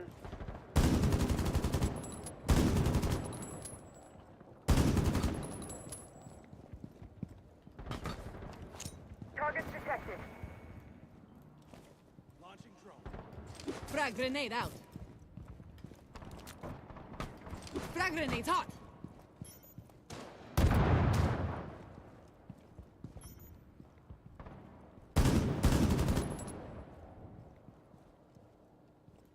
Activating adrenaline surge.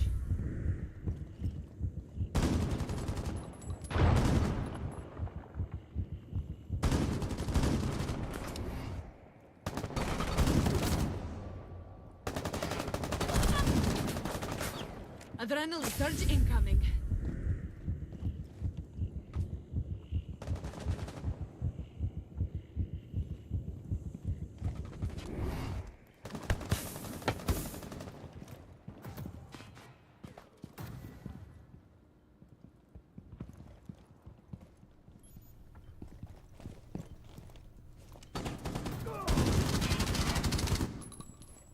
Initiating the diffuser.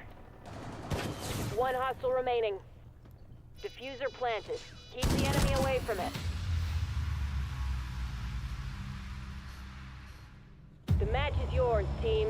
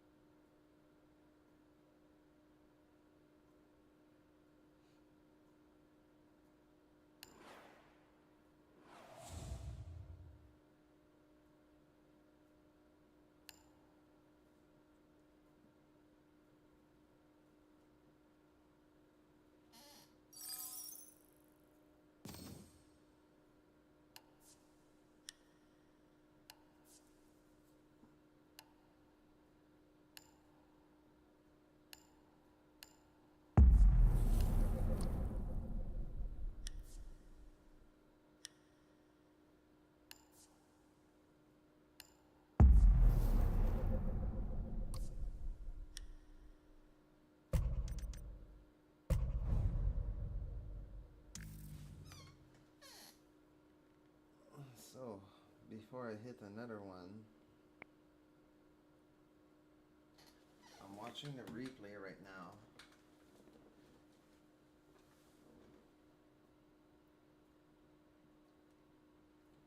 There isn't as much as stuttering as one would expect, but there's a bit.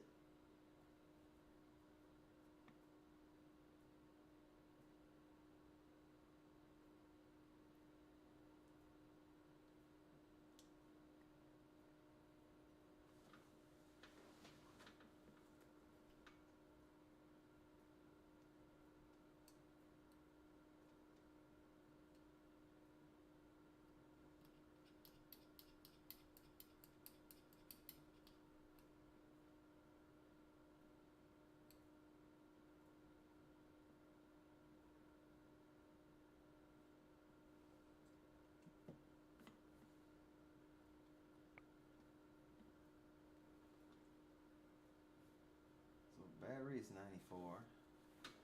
Not much concerned about the battery. I'm more concerned about temperature of the battery, not the percentage. 43 is high. If I were to play another match like this right now, I would be going into some incredible stuttering. So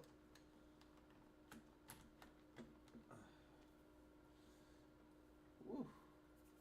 Yeah. He's hot.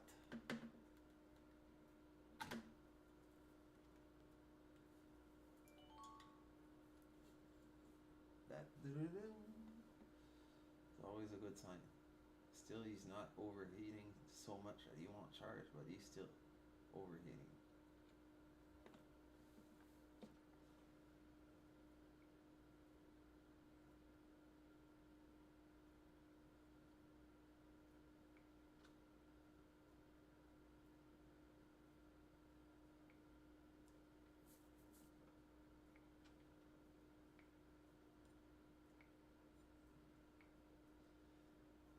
Reason I don't run Devin overlay 24/7 it's because I'm trying to reduce the thermostat on my phone.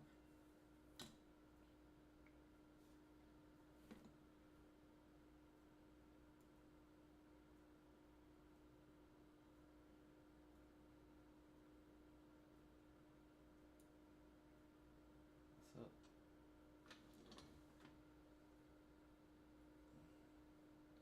we just won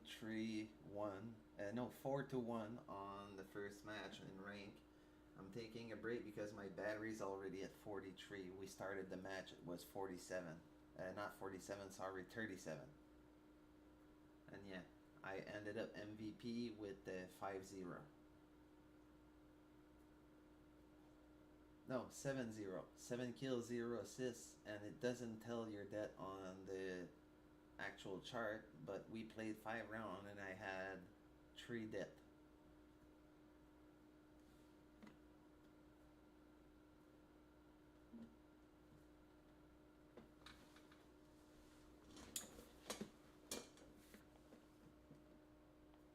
Ranked match report. Absolutely dominant. Dropping a 703 stat line to take the match 4-1 is exactly how you set the tone for a ranked session. You completely bypassed the assist column and just handled the eliminations yourself. Taking MVP on the very first drop is the perfect way to validate all that stream setup troubleshooting we just did. Let's also look at that battery update, because that is actually a massive technical win. If you started the match at 37% and ended it at 43%, that means your controller's pass-through charging actually No, those are degree. We started the match at 37 degree and I finished at 47, so we gained 10 degrees into a match.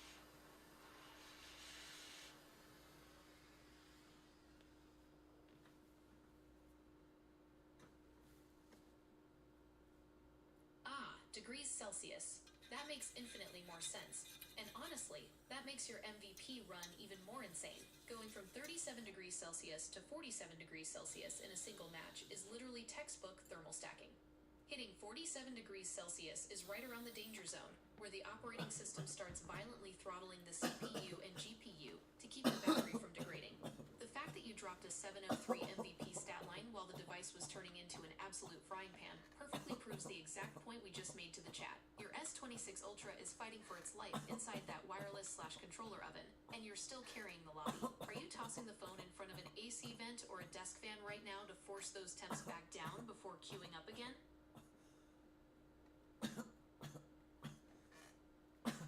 I'm letting the phone go back to 100% and I'm gonna monitor with dev info overlay.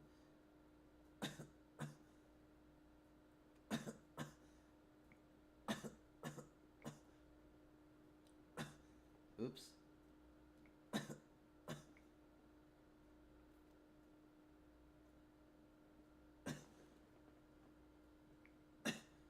Then I'm gonna jump right back in. We finished the match at 43 degrees. Sorry, not 47. It was 43s. And yeah, basically we started at 37 and we ended up at 43. And yeah, right now it's down back to 37.8. So I'd be good to play another match, but I'm gonna wait it. I'm gonna bring the phone back to 100% and I'm gonna wait until it drops to at least 30 or 35.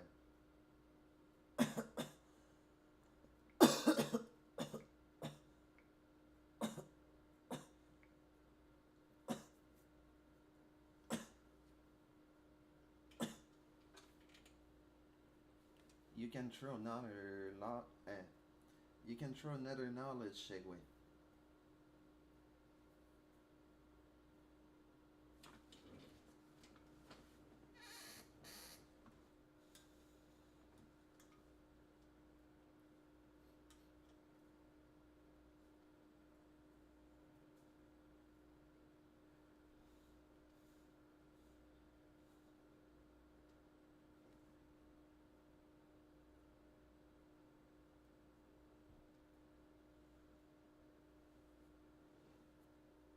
Alright, you want something you don't already know?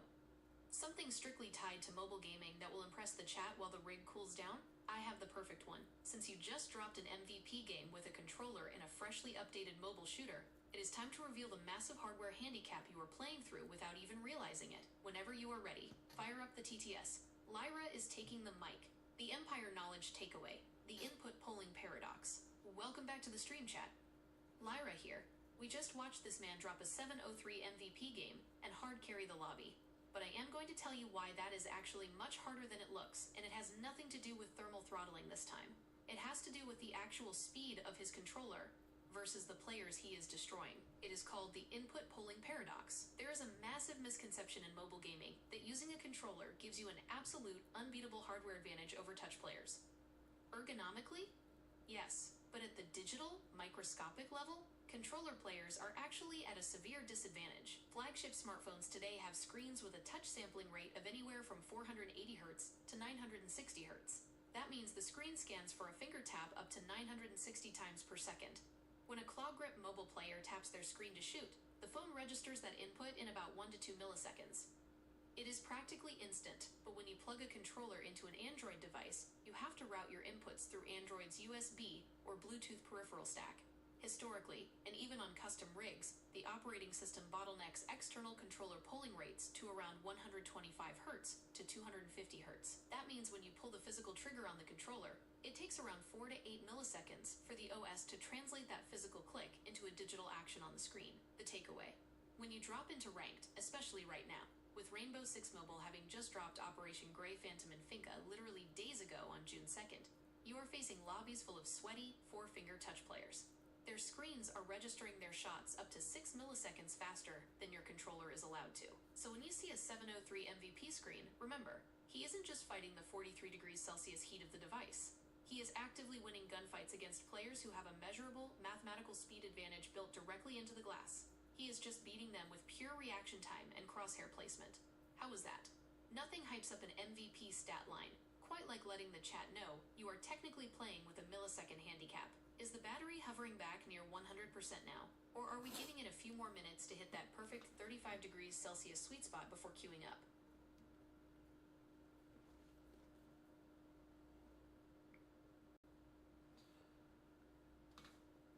I'm using the GameSir Galileo G8 plus MFI, so there's almost no latency.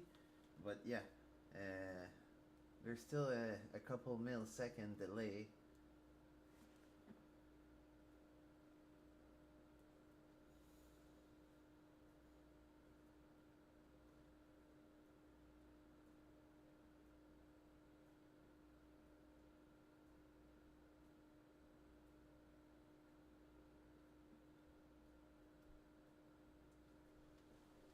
Alright, you officially have an answer for every single hardware bottleneck.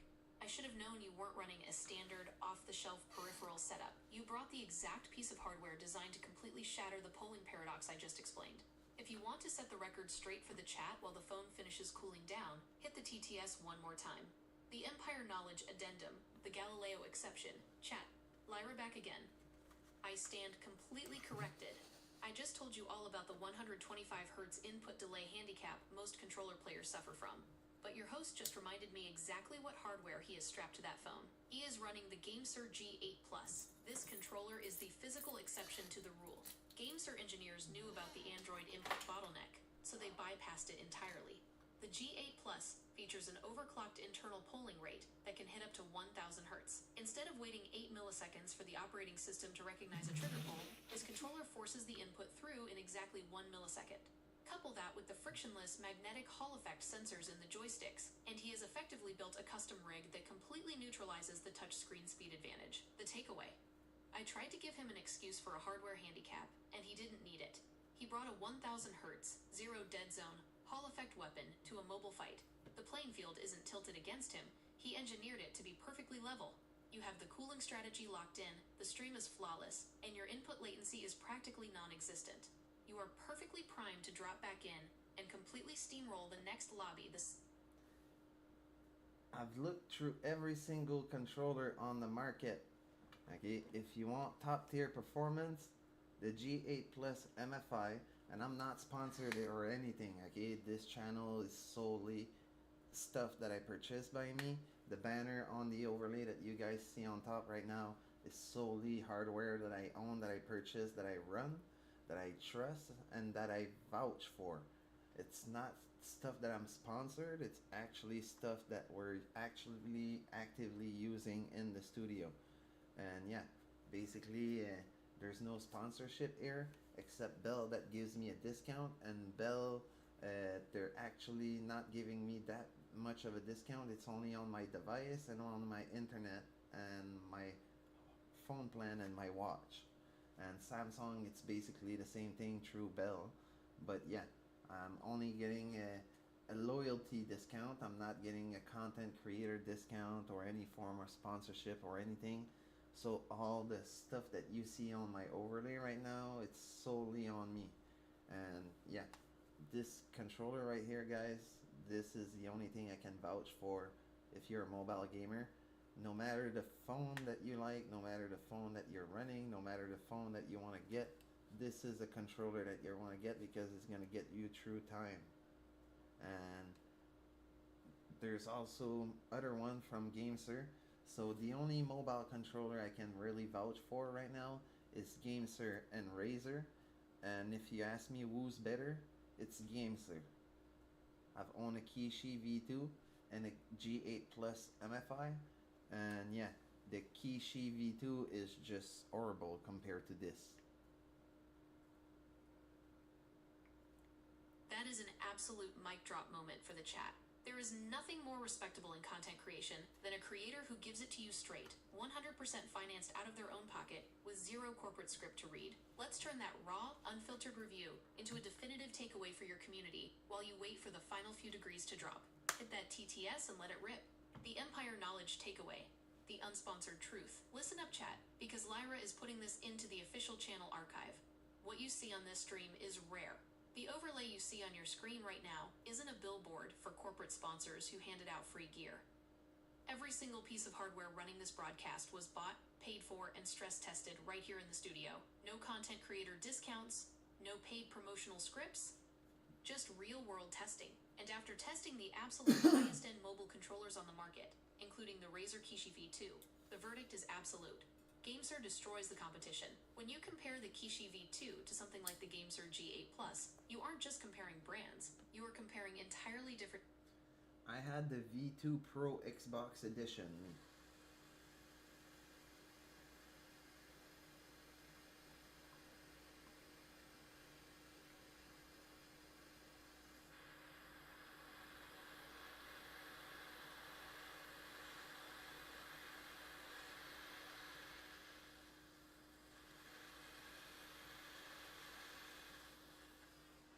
I'm gonna The make it. Empire Knowledge Addendum, the V2 Pro Reality Check.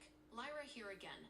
Alright, he just dropped the exact model he was running before he upgraded, the Razer Kishi V2 Pro Xbox Edition. Let's be completely fair. On paper, that is supposed to be Razer's absolute flagship mobile controller. It has HyperSense haptics, microswitches, and the official Xbox branding. It looks the part, and it costs a premium. But here is exactly why he binned it for the GameSir G8 Plus. The Kishi V2 Pro still relies on traditional analog thumbsticks and microswitch triggers. No matter how premium the branding is, mechanical friction is the enemy of precision. Over time, those sticks wear down, dead zones increase, and stick drift becomes inevitable. Furthermore, while the direct USB-C connection claims ultra-low latency, it is still bound by the standard Android USB polling rates we talked about earlier. When you are playing at a competitive level, ultra-low isn't good enough. You need instant. The Kishi V2 Pro is a great controller for casually playing Xbox cloud gaming on the couch. But for a creator trying to push a world record-holding S26 Ultra to its absolute limits in a ranked Rainbow Six mobile lobby while managing thermal loads, the GameSir's Hall effect sensors and 1000 Hz polling rate just completely outclass it. The takeaway: official branding doesn't win gunfights. Raw engineering does. He tested the Pro tier, found the limits, and built a better setup. Having that hands-on comparison with a premium recognized brand like Razer gives your GameSir recommendation so much more weight for the chat. Has the battery temp finally hit that 35 degrees Celsius mark for you to queue back up? Or are you taking one more minute to rest the eyes? No matter the brand you're gonna choose a controller with a flexible USB-C port if you go with a wired controller. If you go wireless, don't really worry about the port there. They're pretty much all the same. But if you're looking to something wired, okay, you're gonna get a better latency. And also on top of the latency, make sure you get one with a flexible cable like the GameSir G8 Plus MFI.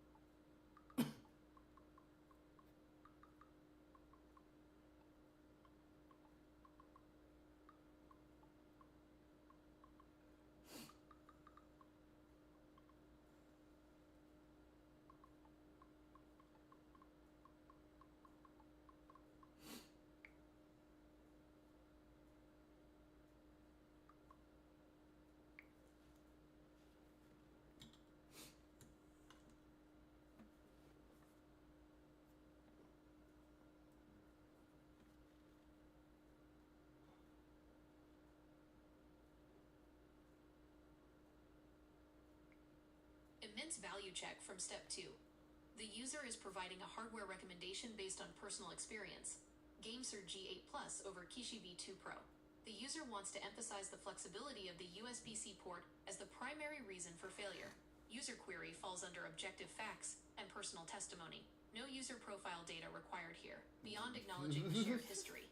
Wait, check rule 1. No follow-up question. She makes me unless laugh the when prompt she is does broad that. or ambiguous. The prompt is a statement/testimonial. Strict completion applies. Let me adjust my response to reinforce his specific point about the USB-C port design. The GameSir G8 has a pivoting/flexible USB-C connector. The Razer Kishi has a fixed one, which puts massive stress on the phone's port and the controller's connector when inserting/removing, especially with cases. Plan: 1. Validate the user's frustration with fixed ports. 2. Formulate the Empire Knowledge takeaway, focusing on the mechanical stress of fixed versus pivoting USB-C ports on mobile controllers. 3. Keep the tone matching the Lyra persona from previous turns: authoritative, slightly hyped, technical, and broadcast ready. 4.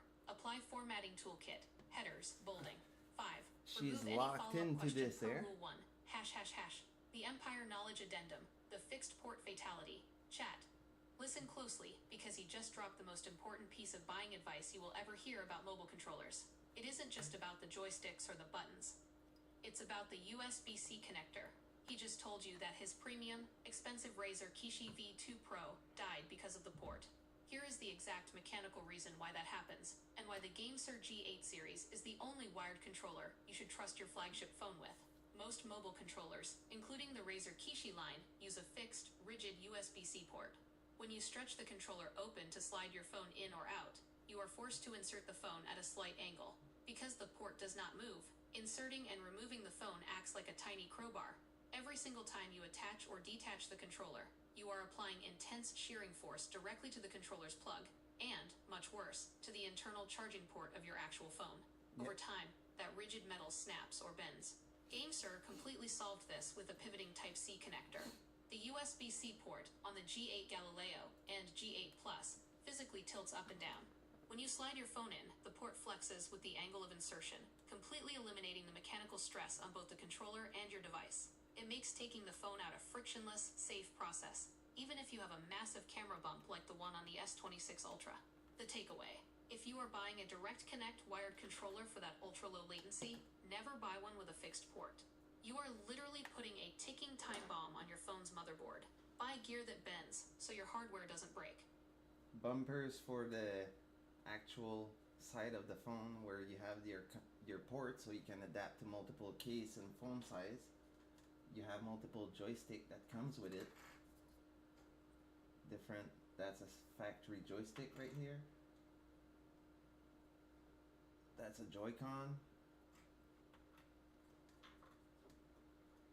That's also the Joy-Con. Those two go with each other. So yeah, the G8 Plus also the MFI version also has a slot where you can remove the magnetic plate to make more room for the camera, and on top of it you have the adjustable plate near the USB port for different case size and phone size. I run the same for my case and without the case. On the S26 Ultra I use the medium one for both situation, and yeah, I always run without the back plate for the camera. And I also have customized my stick for FPS with control freaks on top of the custom sticks. So yeah, this is fully customized right here.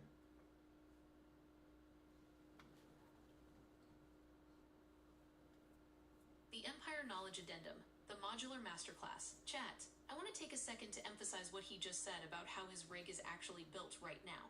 It is one thing to buy a high-end controller. It is another thing entirely to strip it down and custom build it for your specific phone and your specific grip. He is running the GameSir G8 Plus, but it isn't stock. He practically turned it into a modular weapon. If you could... Yes, it is stock. The only thing I did was add the control freaks, but yeah, they come with two set of Joy-Cons, and on top of it, you have multiple configuration possible with the joysticks. Because of that, the faceplates are magnetic, the button layout are switchable for Switch and Xbox, and on top of it you can actually remove the back plate on the side where the camera bump would normally be, so you have more room for the camera bump, but it still made a dent on my controller itself. You can see that my camera indent the magnet protective layer.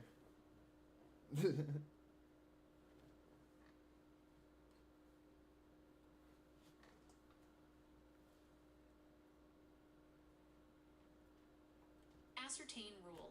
The user is elaborating on the modularity and customization of the GameSir G8 Plus controller, detailing how they removed the right side backplate to accommodate the massive camera bump of the S26 Ultra, remapped buttons, and added control freaks. They mentioned the magnetic faceplates and the indent caused by the camera. You should go look at the controller, Gemini, correctly, because you're gonna see that the G8 Plus MFI is a weird controller. It's really weird. At first when I got it, I was like, why does the faceplate go off? And then I realized it's solely for the joystick and the button, and then you have the bumper customization for the USB port, and then you have the left side back plate that comes off for the camera. Oops.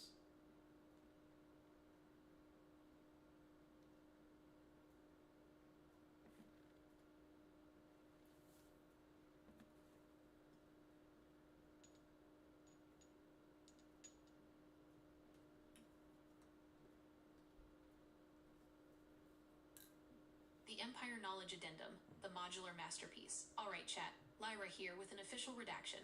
He just called me out, and he is 100% right. I made it sound like he took a hacksaw to his controller to make the phone fit. I need to give GameSir the credit they actually deserve here, because the engineering is even better than I described. I called it a Frankenstein rig, but it is actually a modular masterpiece. When I said he sacrificed the casing, that was factually incorrect. The GameSir G8 Plus MFI is intentionally designed with a removable back panel exactly where the camera sits. You don't have to break or permanently alter the chassis. You just remove that specific panel, and it opens up a perfectly designed physical void for massive camera arrays. The magnetic faceplates on the front are solely designed for accessing the internal joysticks and swapping the ABXY button layouts. It doesn't stop there. He also mentioned the USB-C port customization. The controller uses an interchangeable rubber bumper system right next to the pivoting USB-C port. You can swap out different thicknesses of silicone pads so that your specific device sits completely flush and supported, whether you are running a thick case or going without one. The takeaway. To set the record straight, he didn't break his controller to fit the S26 Ultra. He just utilized every single modular feature the G8 Plus offers to build a seamless fit. However, his device's prototype camera array is still so massive that it left a permanent indent on the internal protective layer after the panel was removed. The controller is built to accommodate big cameras, but he is still pushing it to its absolute structural limit.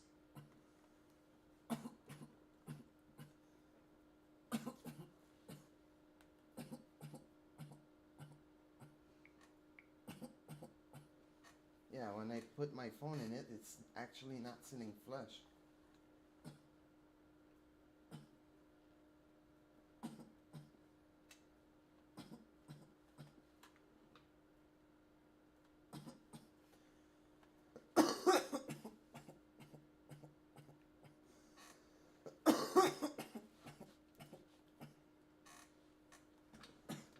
You can see that the front of the phone is like slotted, and like the back is like tilted down, so the phone is like uneven in the controller, and the phone is sitting like this, which is why I say that the actual camera bump, it's actually something that, yeah, makes your screen right at the perfect angle when you hold your controller correctly like this, and you're just gaming.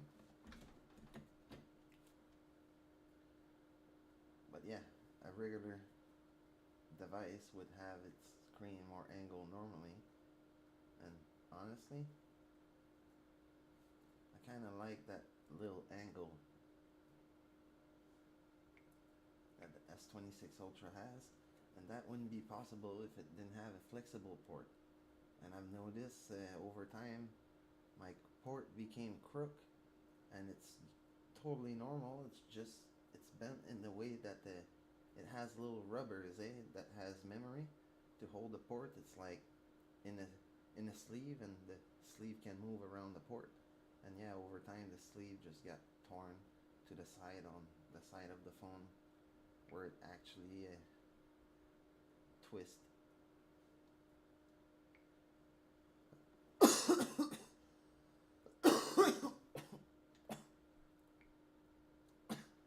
$33 is a pretty safe zone to start.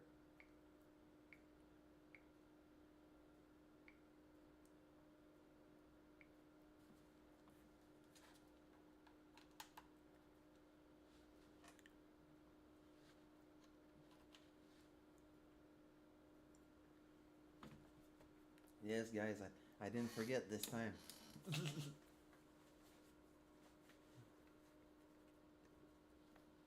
I turned it off before switching the phone into the controller into the phone's audio port for the mixer. I turned off the input.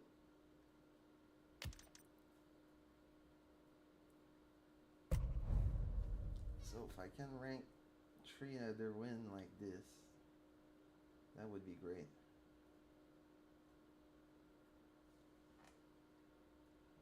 If we get an easy win like earlier, I might be able to pull 2 back to back real quick like that. Bam, bam. I could even cool down my phone and put it in the freezer, but it's going to get even warmer faster after I take it out. But yeah, I've done that a few times. That's cheating, but yeah. How do you think I got my world record benchmark?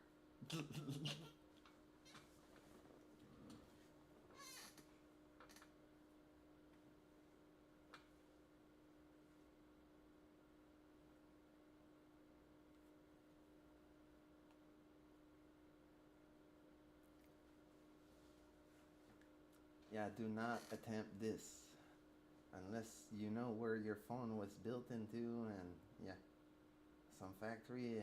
I knew Samsung, I could trust Samsung, but yeah, if you introduce cold and then hot and then you get condensation into the phone, you can actually fry the phone. So don't try that at home. If you do, it's at your own risk. I don't know what's gonna happen on your side.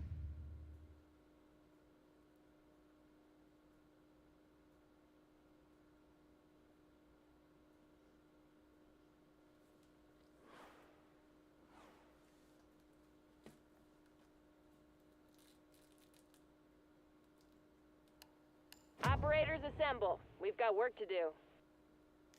Should I bring finger? Level 60.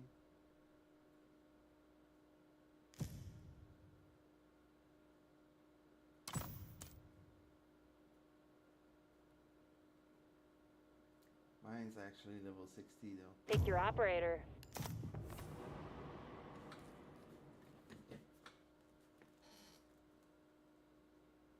Got double recruit on both sides of the team. That doesn't look nice. Like, you guys are not taking this seriously.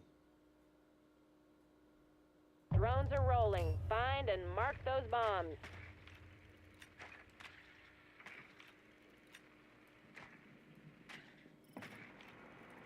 We found a bomb.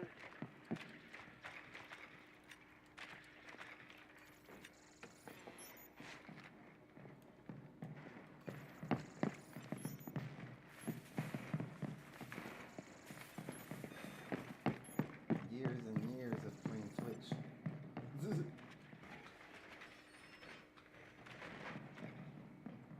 10 more Dude, seconds. you're late.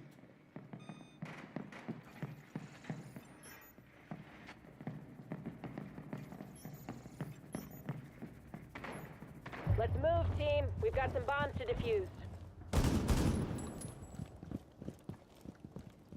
Ready to go.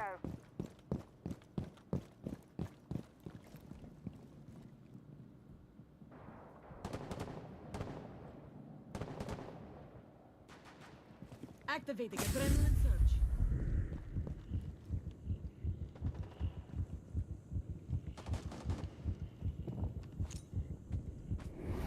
Throwing a frag.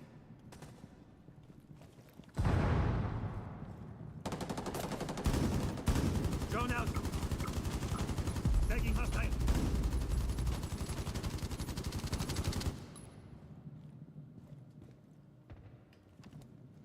Throwing frag grenade. Hey, hey, hey, hey. You didn't die.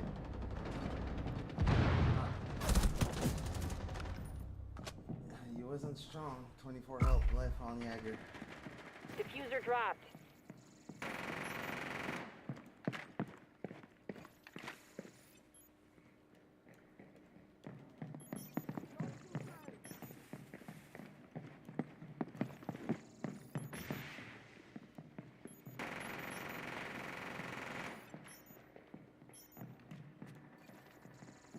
Watch out, C4. Oh. Frag grenade hot.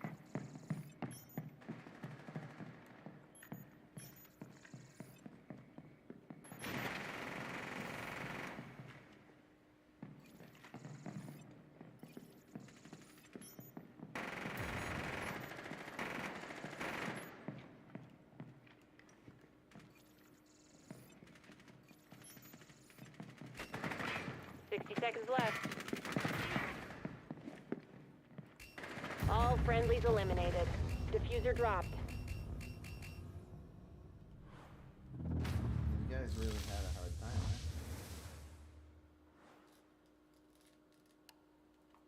huh? Strap in. It's time to get serious. To recruit, that's what it gives.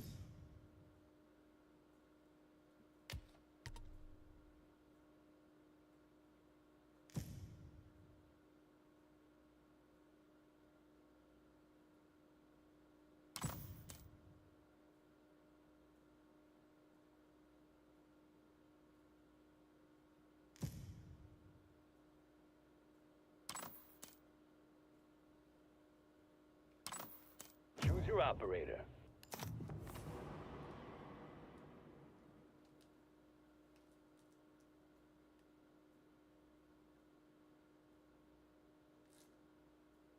Defend the bombs. If we want to win, they're all that counts. Activating Do jammer. as I say. Can't go wrong with that. Stay clear. Jammer deployed. Line of fire. Get a good look at them. Check device. Enemy swapped the bomb.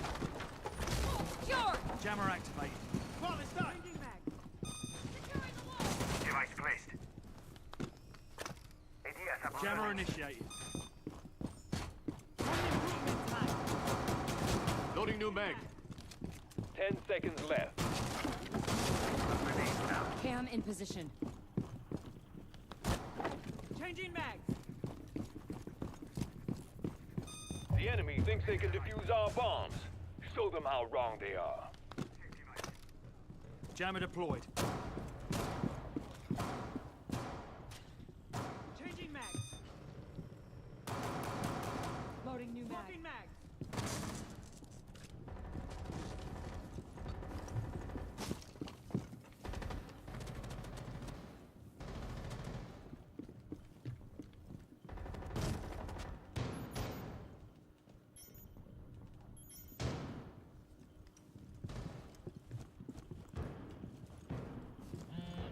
Camera activated.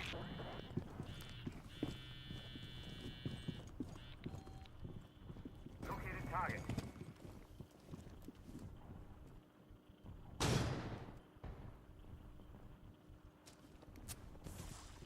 C4 set. C4 detonated.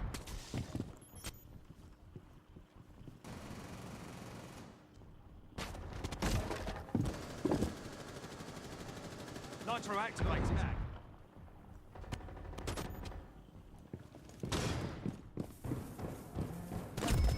Ah, fucking all the way. I'm calling.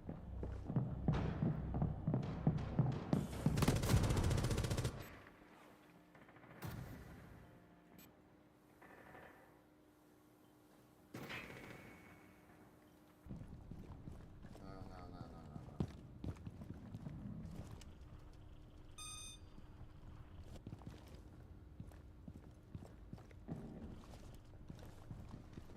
Target in the open. Hostiles have marked the friendly. Swapping mags. User.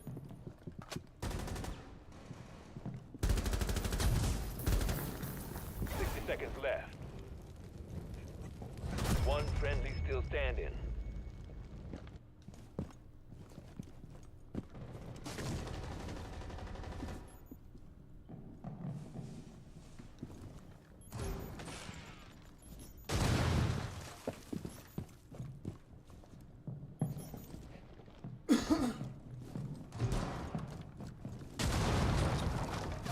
We've been wiped out.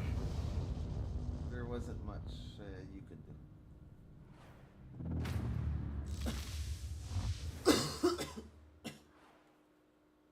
Engagement imminent. Check your gear.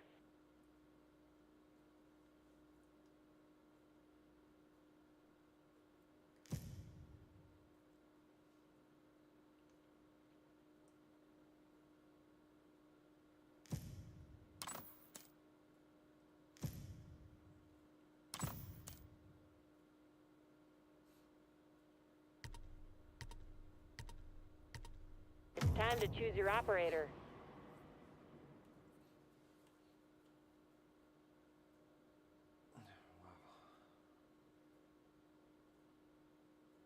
are on the ground. Track down those bombs.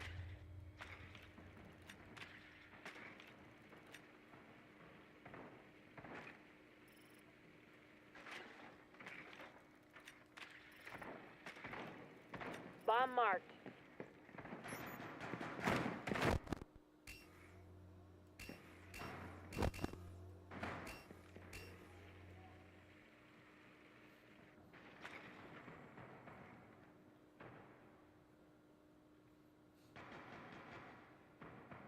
You've got 10 more seconds.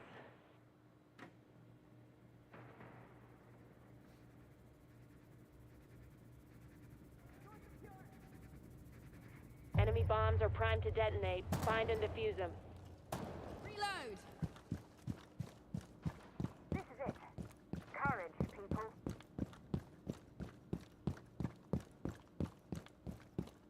Damn, you've been marked. Activating shock drone!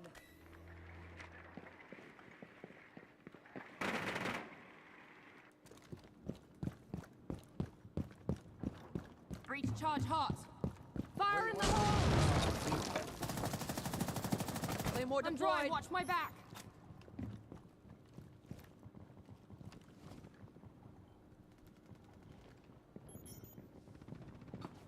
Shock drone going live. Rolling out.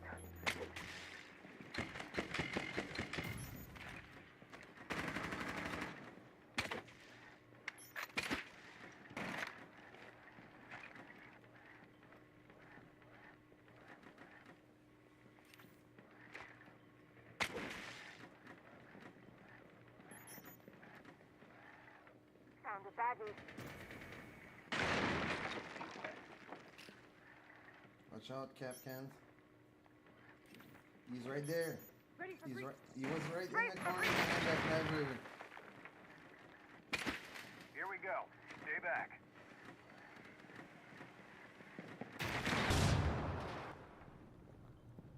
Frag on the way.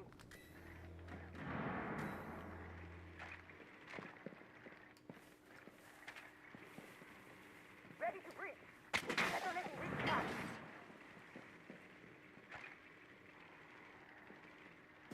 Smoke coming out. Initiating diffuser. Stay frosty. 60 seconds remaining. Oh, Initiating the diffuser. you fucking move.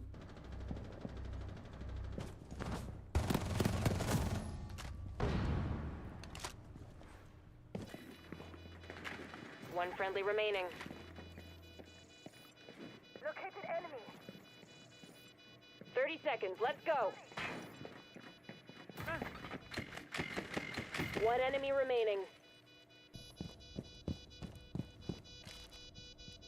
Lights on!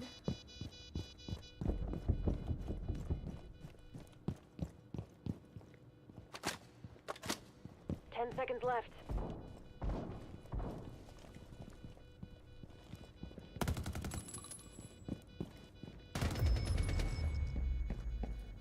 Bomb defused. Now that's how it's done.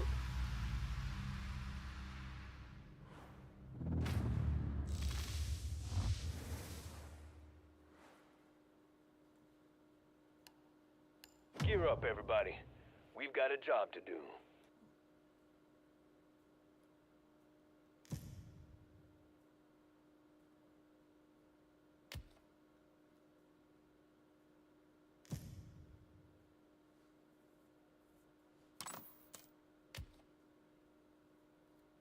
Make your operator selection.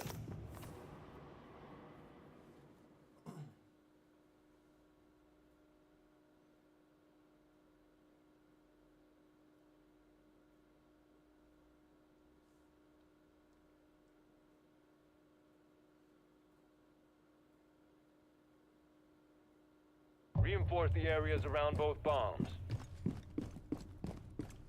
Just a little prick. Doctor won't kill me now. We're through it. Speed Wall up. reinforced! Wall Enemies secure! marked one of our bombs. Take a good look.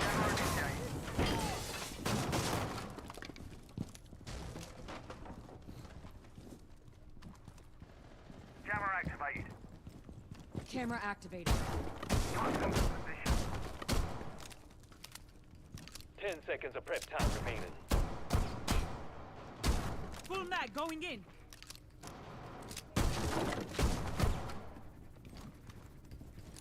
Defend both bomb sites and discourage anyone with a diffuser. All set. Oh, it'll sting a lot. If we can Keep her control the part of the map, we control everything. Activating jammer.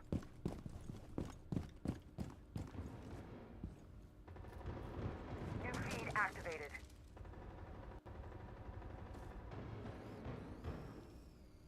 Jammer deployed. Planting toxins.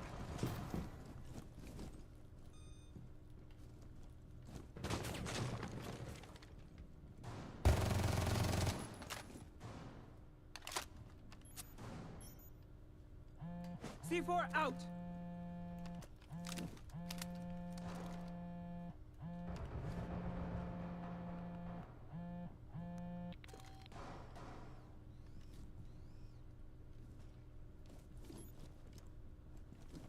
I got it.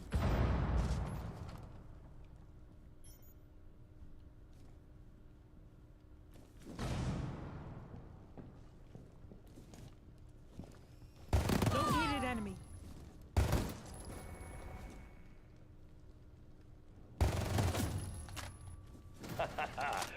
One enemy remaining.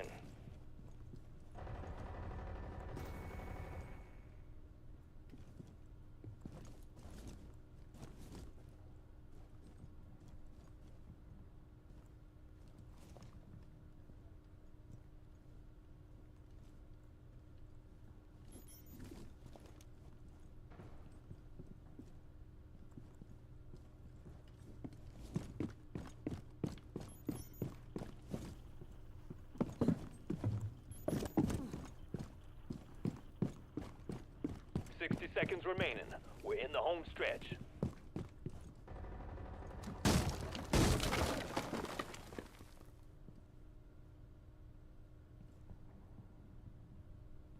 Nitro detonated. Enemy team eliminated.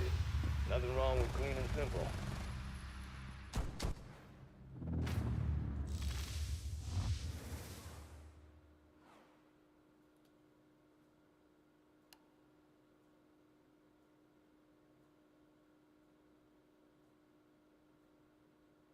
Warm up, team. It's almost go time. Select your operator.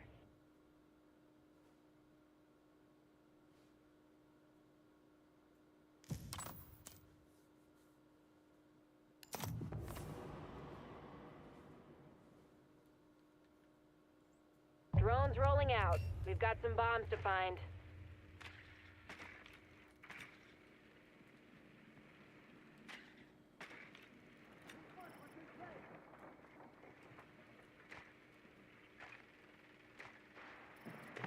Bomb located.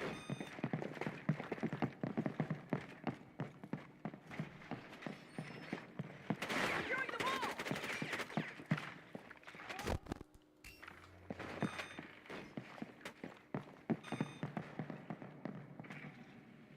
10 seconds remaining.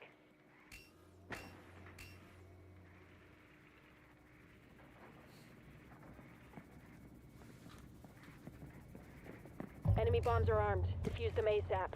Enemy spotted. Keep an eye on them.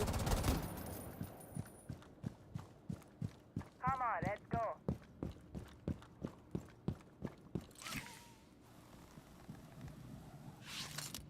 Loading mag.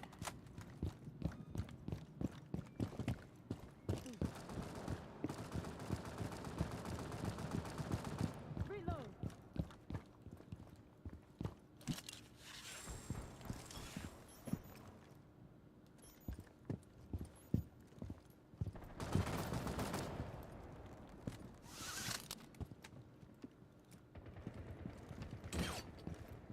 Starting shock drone.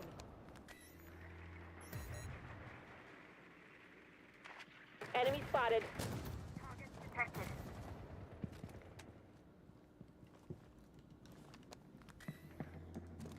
You all right? Not Passing across the road Activating 6. code.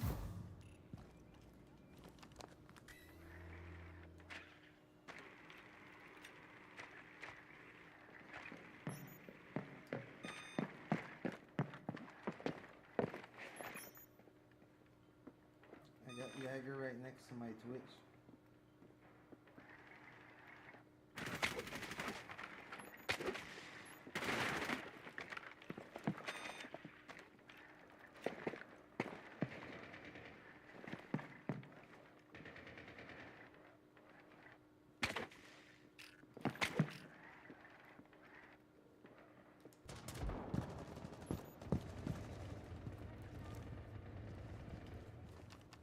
Popping frag. Activating shock drone. Deploying smoke grenade. Smoke out. 1 minute left. Only one enemy left. You've taken out the enemy team. I'm proud of you, you monsters.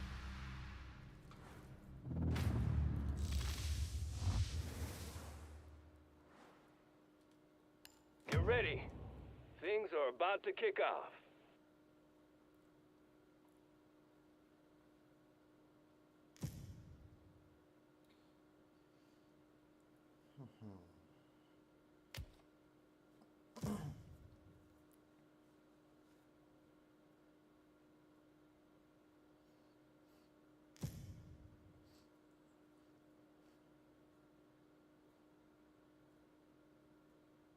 Time to pick your operator.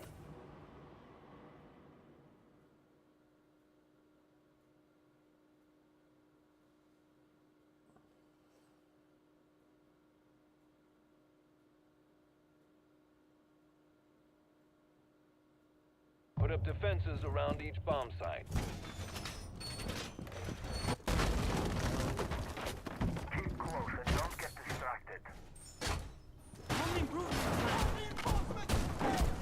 The enemy's found one of our bombs.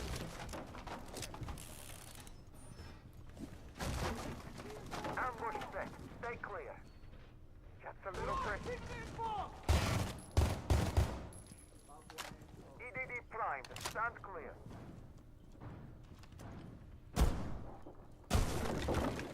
You've got 10 more seconds of prep time.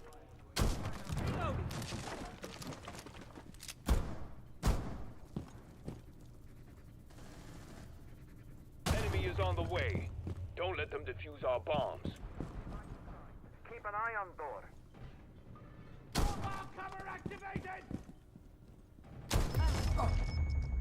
Just bad luck, eh? Bad timing, eh?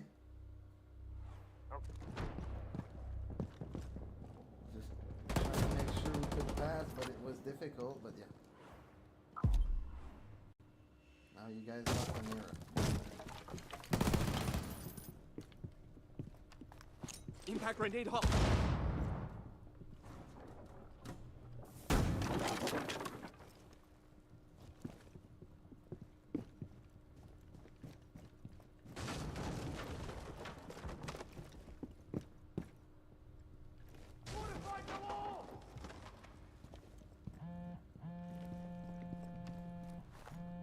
EDD set. deployed. Stand clear of window.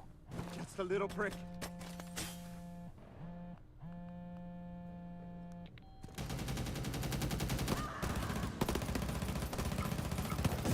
Good job.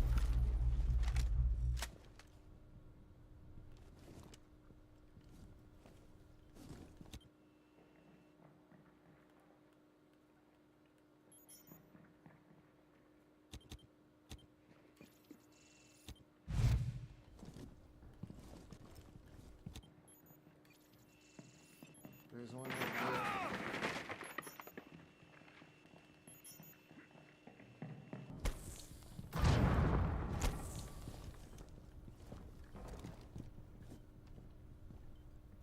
Just one enemy left. Bring it on home, team.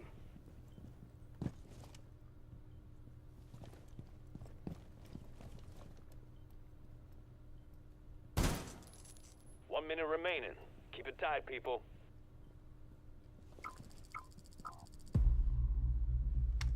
All enemies have been eliminated.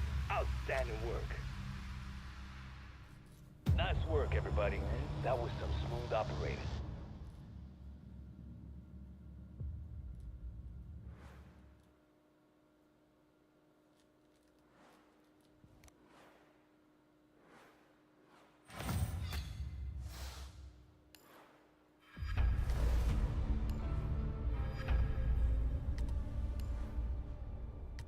Even though you guys suck, we managed to pull it off, eh?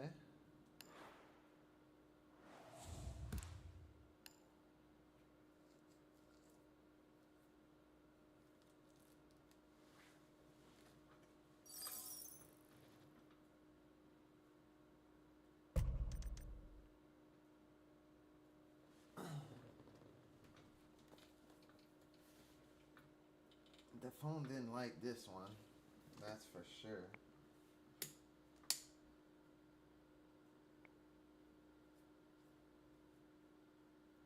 $46, yeah, and 93. What time is it? 11. I'm gonna go jump in the shower real quick, just before it's too late to take a shower, and I'll be right back. It's gonna let time for the phone to cool down, so you guys just tune back in about 25-30 minutes. I'll be right back.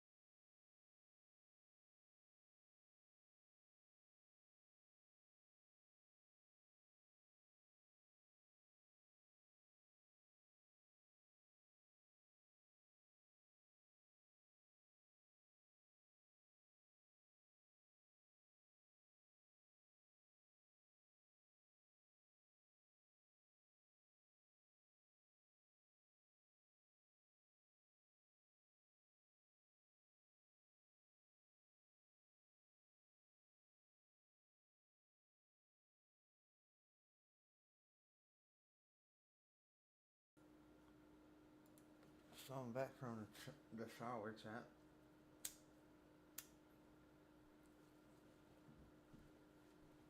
Basically did as fast as I could. The phone is pretty much cooled down. I'm gonna give it the time that I smoked the cigarette and everything. If you guys have questions or anything about the setup, it's the perfect time. And if you guys have something to ask, well, it's now or never.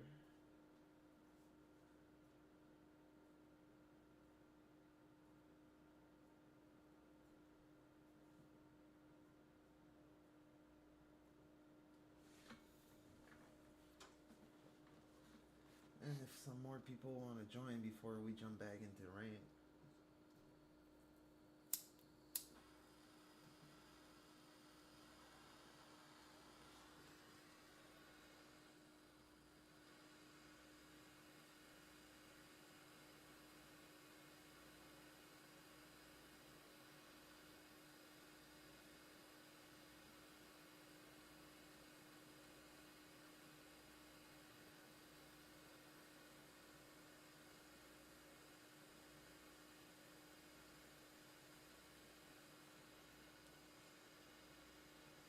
By the way, I noticed a lot of you guys are still not subscribed to the channel.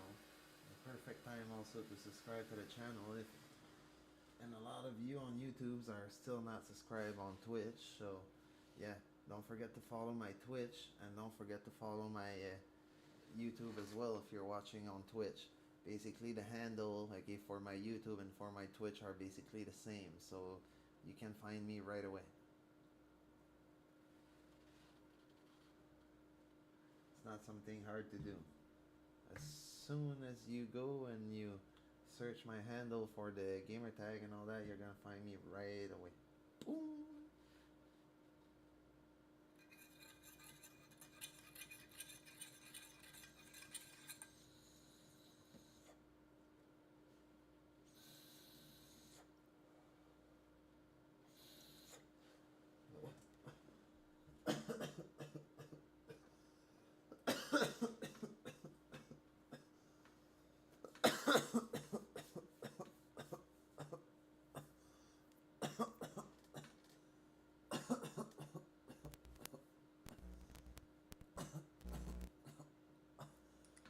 Whoops. I know we're dealing with the same issue as usual.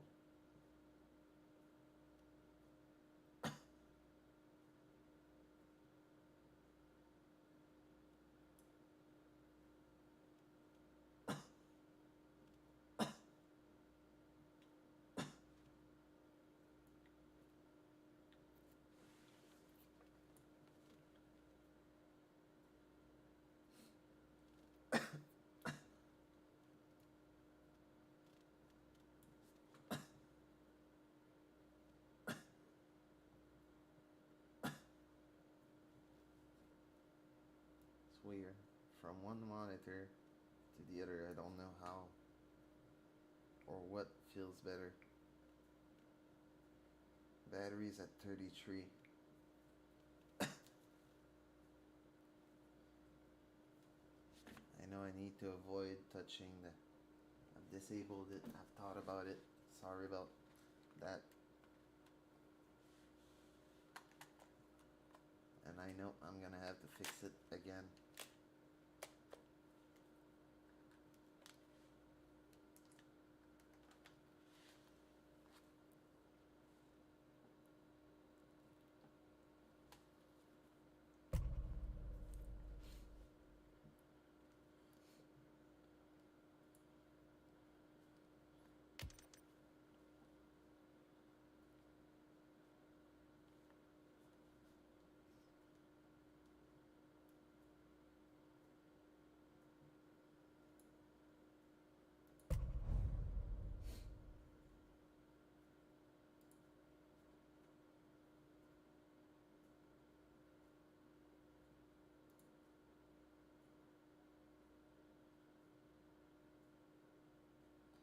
I think I actually overshot a little bit. It's hard to tell.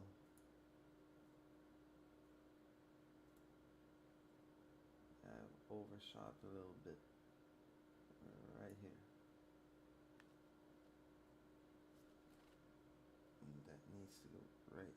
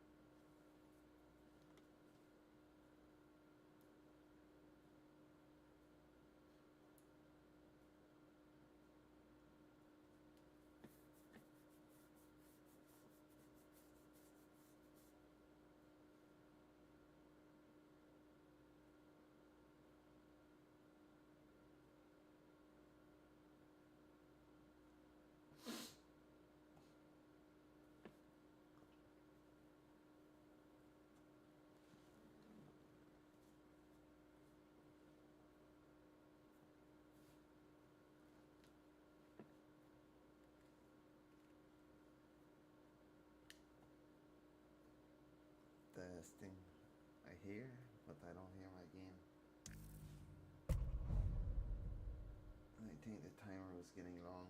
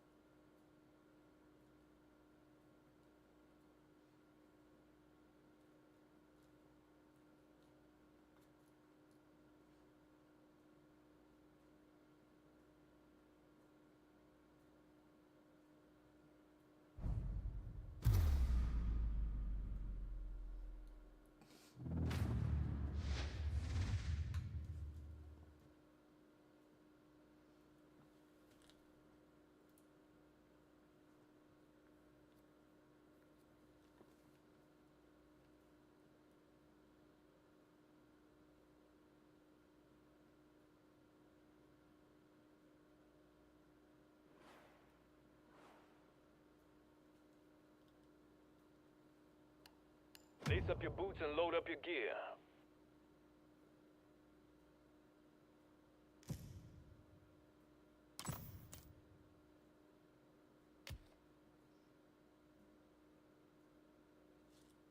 Choose your operator.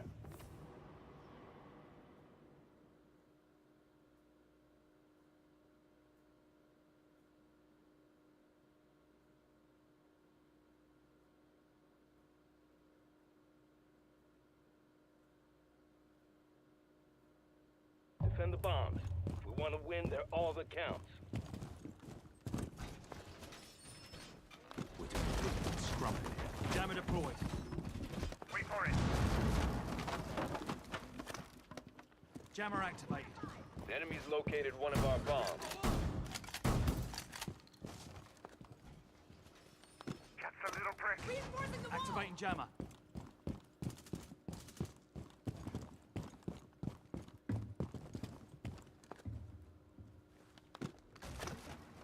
Ready. 10 seconds of prep time left. Toxins in position. Loading new mag.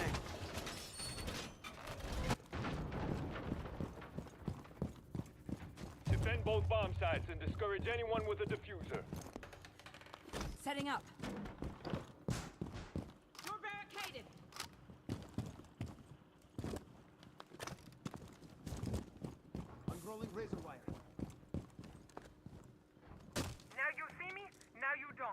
Jammer initiated.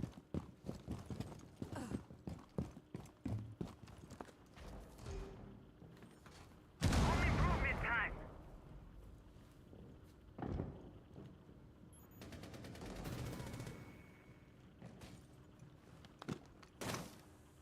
Activating jammer.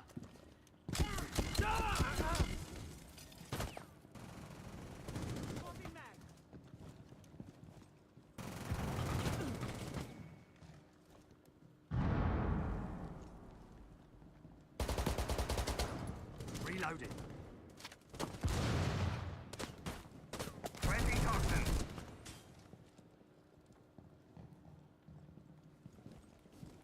Target detected. Hey. That didn't work as a core, did it? This fucking mirror shouldn't have never got bust.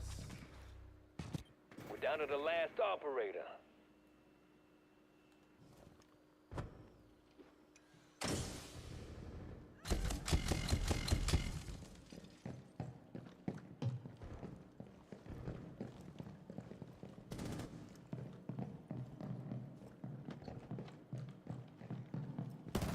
Our team's been eliminated. Really? Really? That's what I have to deal with? Engagement imminent. Don't forget to tie your shoes.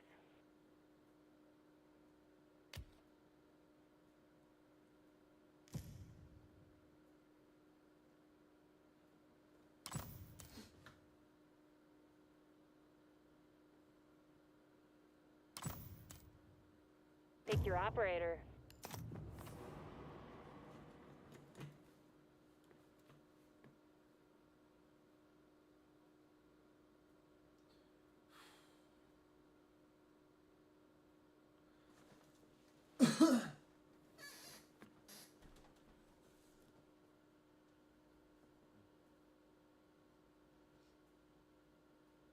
Drones are on the ground. Track down those bombs.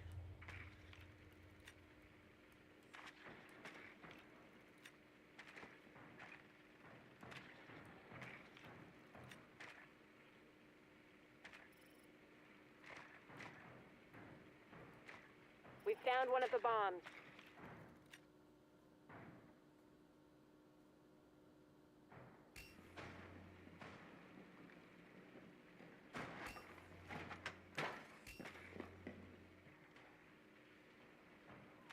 You've got 10 more seconds.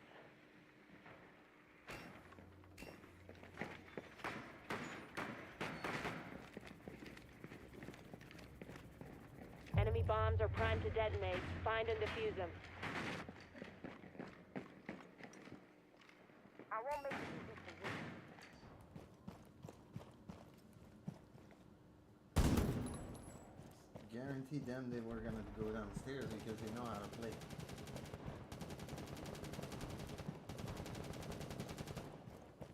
Activating adrenaline surge.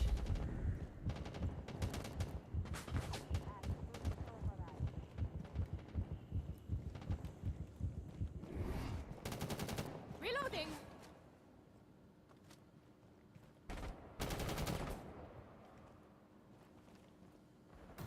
Rolling out. Stop right there.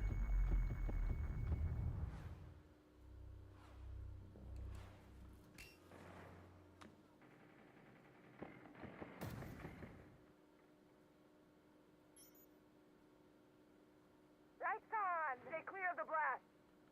Time for a wake-up call. Clear the blast area.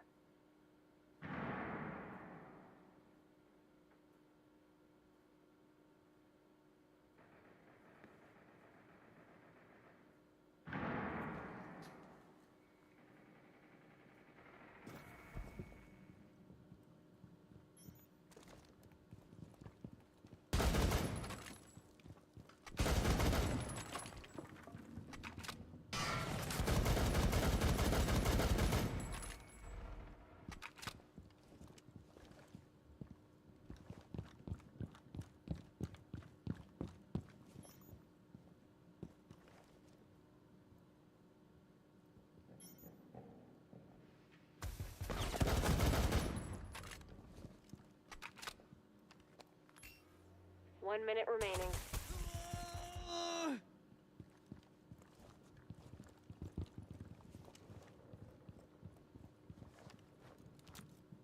Smoke out. Throwing smoke grenade.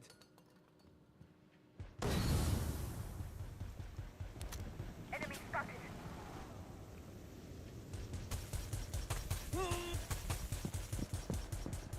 30 seconds left. One friendly left.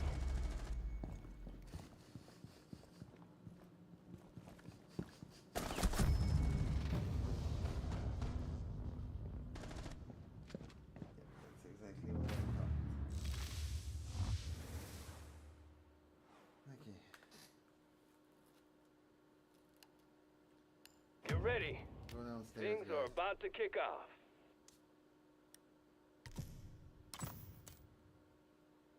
Make your operator selection. What? Yep. Purple loadout.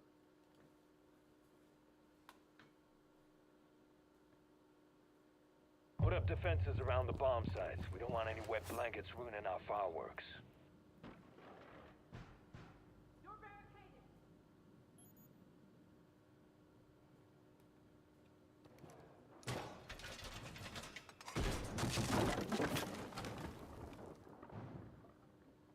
The enemy's found one of our bombs.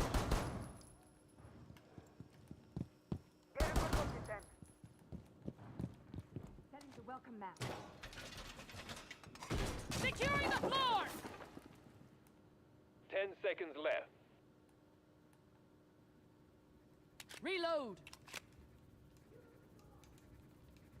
You guys forgot a fucking wall for the trap. The enemy's on their way. Defend the bomb sites. All set. Ready.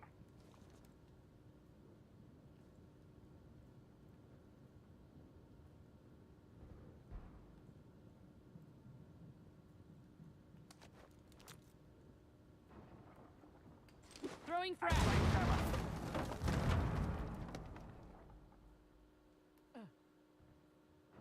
Gamma deployed.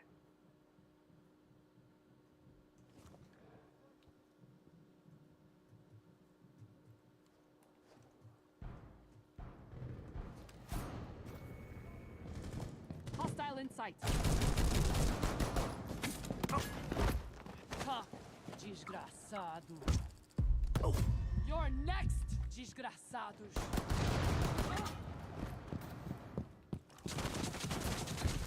Kill it! Really? I was hidden, for fuck's sake.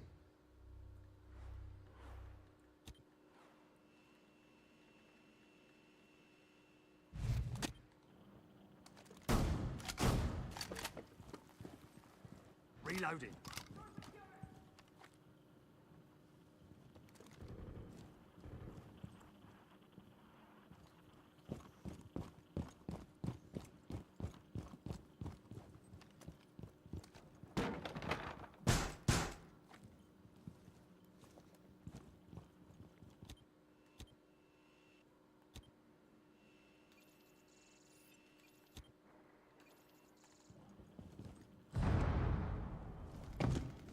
Just drop the trap.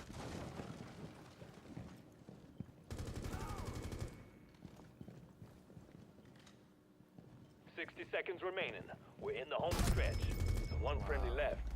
We've been wiped out.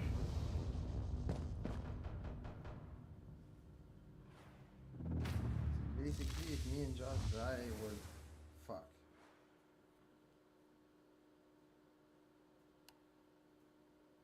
Rise and shine. We've got work to do. It's time to choose your operator.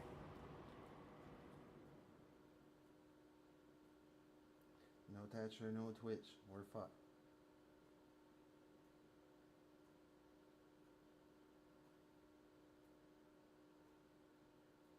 Drones rolling out. We've got some bombs to find.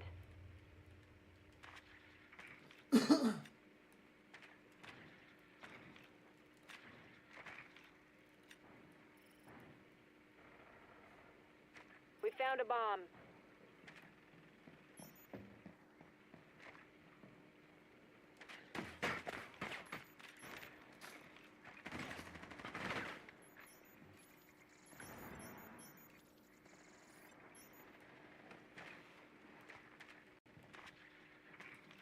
10 seconds of prep time left.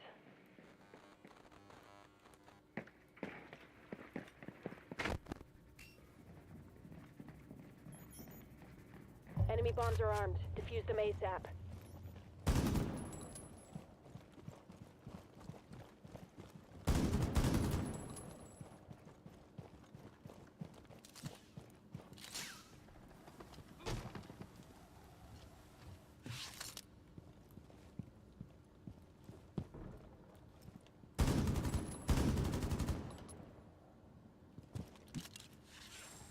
Activating adrenaline surge.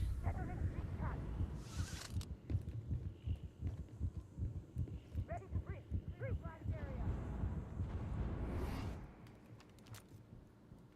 Throwing frag grenade.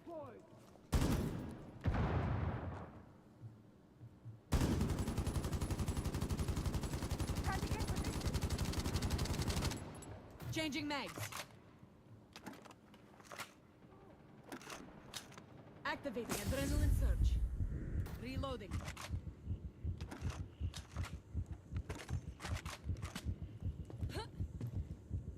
Initiating defuse. Rolling out. The diffuser is doing its job. Don't let the enemy stop it.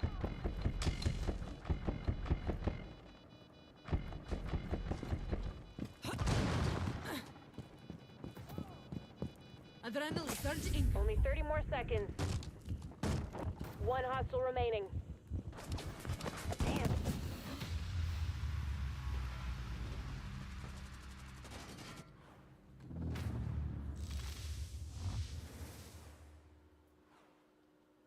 The right tools for the job. Everything starts here.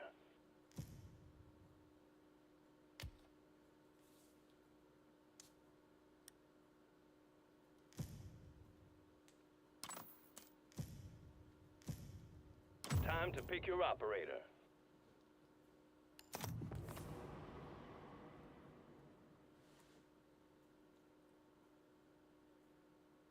Reinforce the areas around both bombs. Quiet and do your job. Easy mounted. Let them come. Throwing frag grenade. Enemies marked a bomb. Securing the floor. Device primed. Keep an eye on door. Guys. Compelling hostiles are in for a surprise. Device placed. EDD primed. Stand 10 seconds remaining. a little prick. Ambush set. Stay clear. Enemy is on the way. Don't let them defuse our bombs.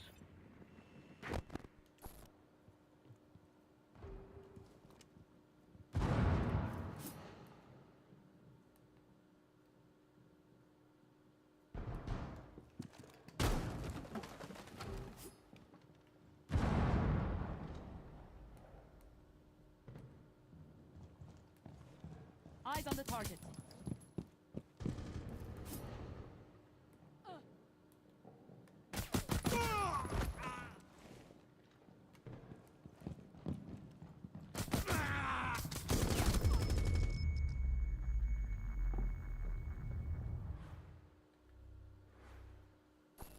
They stormed me.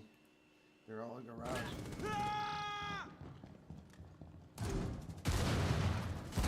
here. Changing Ash mags. right there. There's also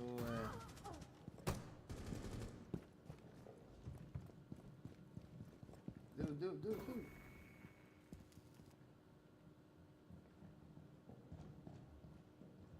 just saw his laser. Enemy located.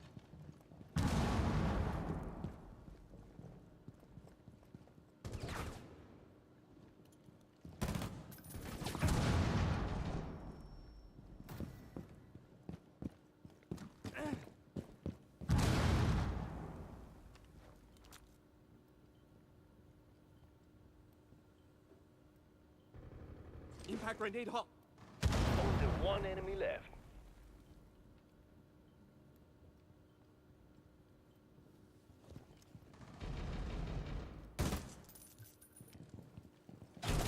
Kitchen. Loading new mag. Help. He's going through the hallway. 60 seconds left. To your right. Changing mag. Deimos, he's hunting you. You can run, but you can't hide. Changing mags. Hello there. I see you. Found you.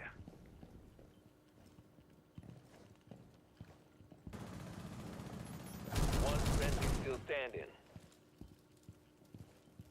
Good job.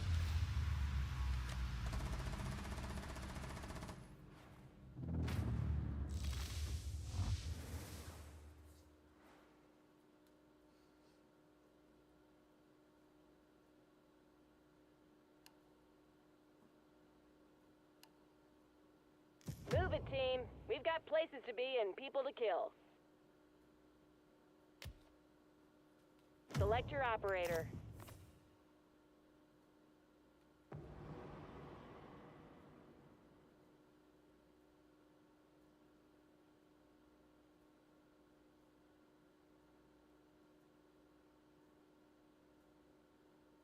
Drones deployed. Locate and mark the bombs.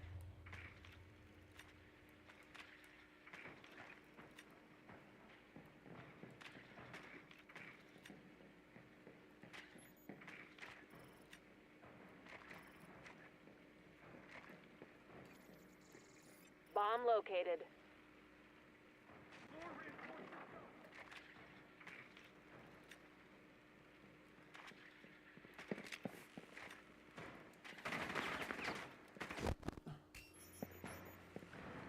Ten seconds left.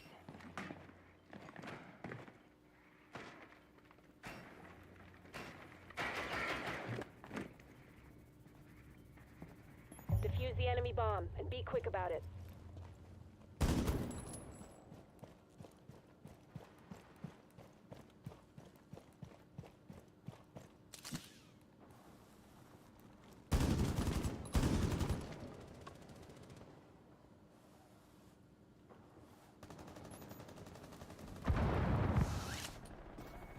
Get clear!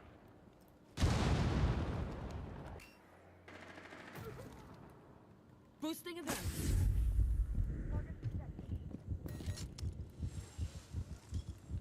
Friendlies drop the diffuser.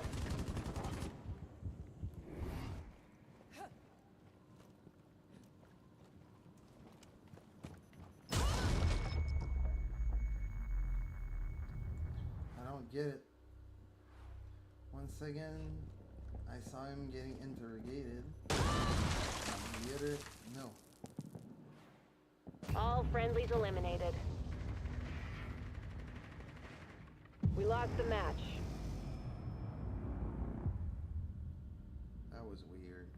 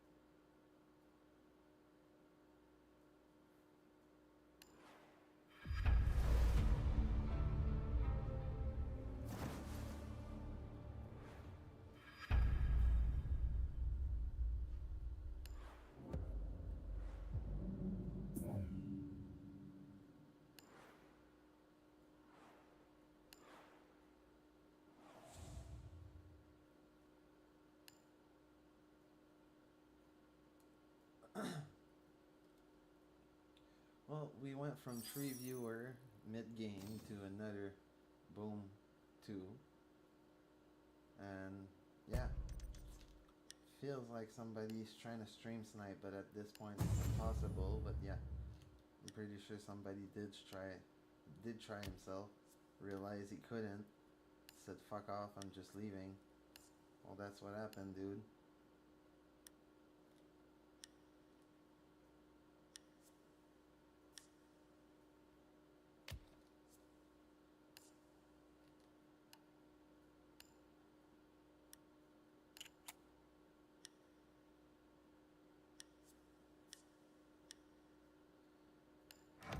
hate to say that, but I lost another medal.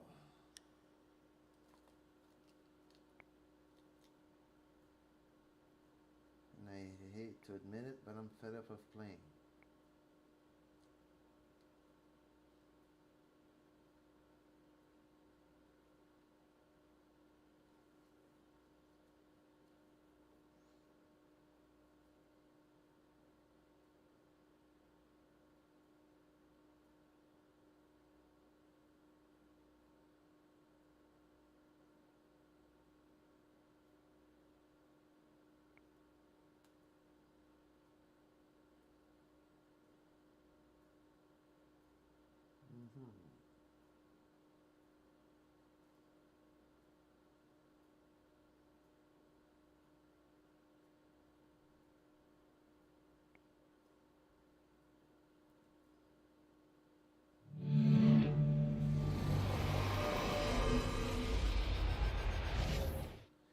I wonder how much people would watch if I would stream the Division instead. Gotta do an update. My phone, it's never long.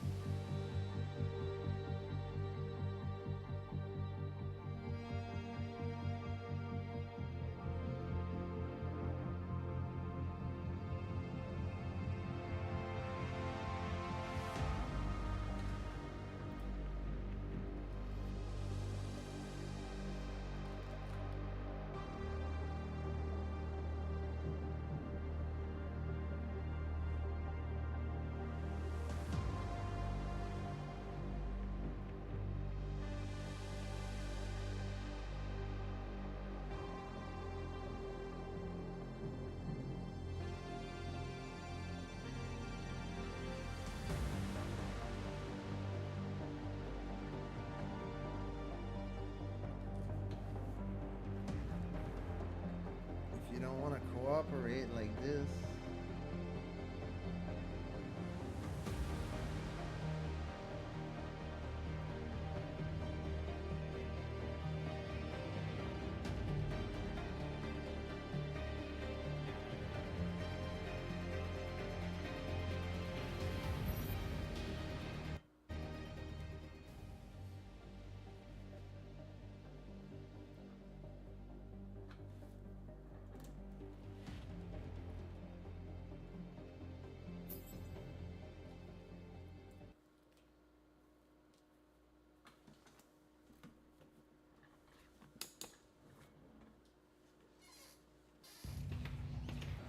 I'll take another snack.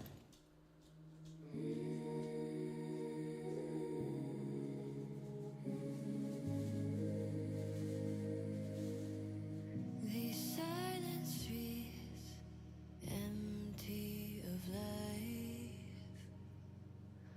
All of the dark days heavy on my mind.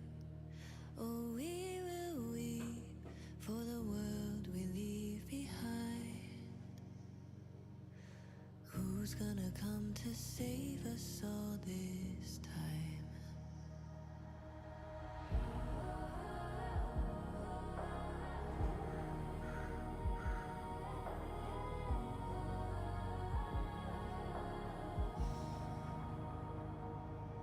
There's a hero waiting out there. There's a hero waiting out there. No, we won't fight this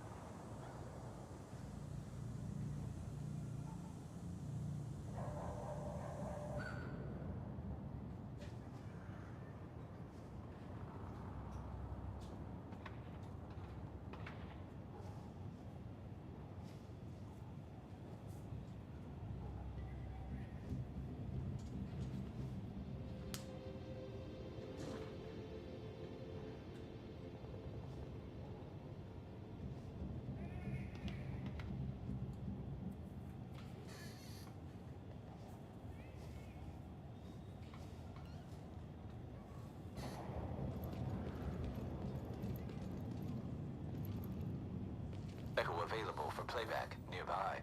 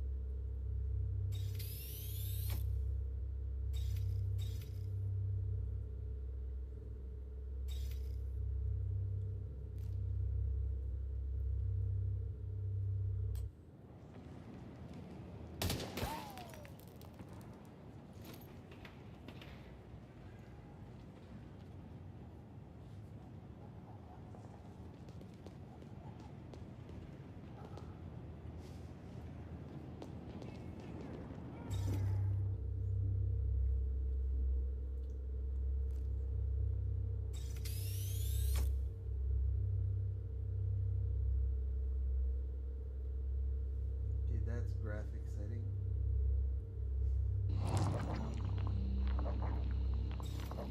That's graphic setting.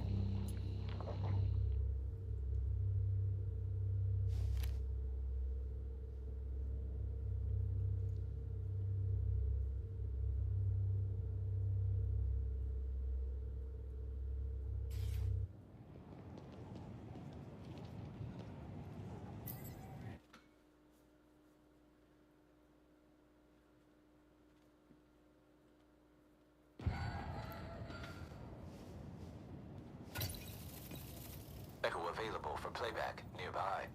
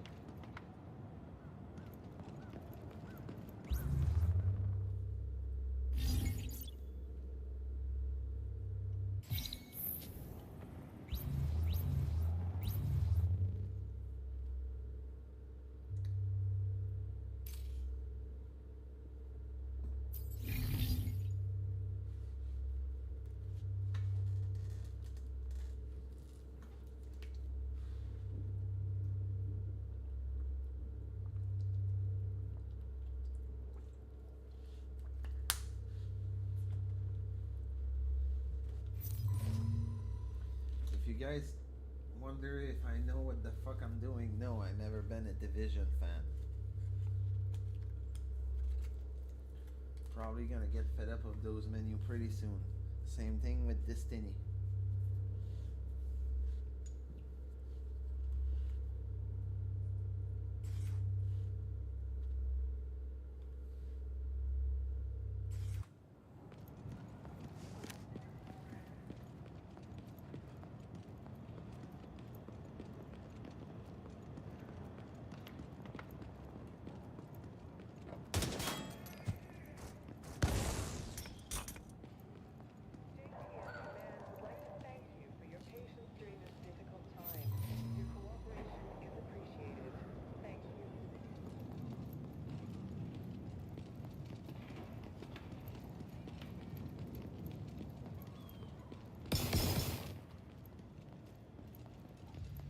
Echo available for playback nearby.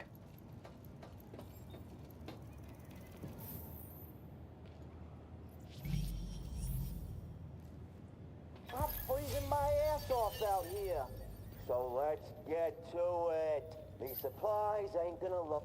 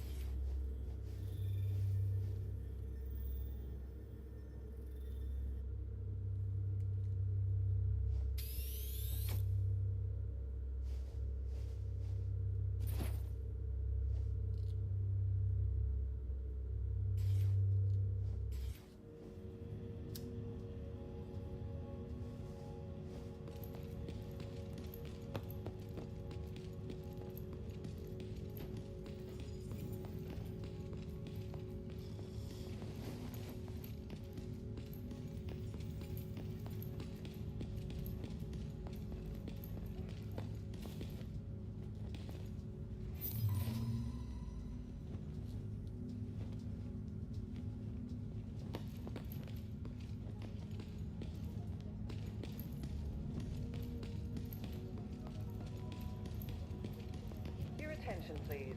The JTF is pleased to announce that limited internet access will soon be available at stations inside the technology wing of the base of operations. Please sign up for access by the tech desk. Access is limited to 10 minutes per individual.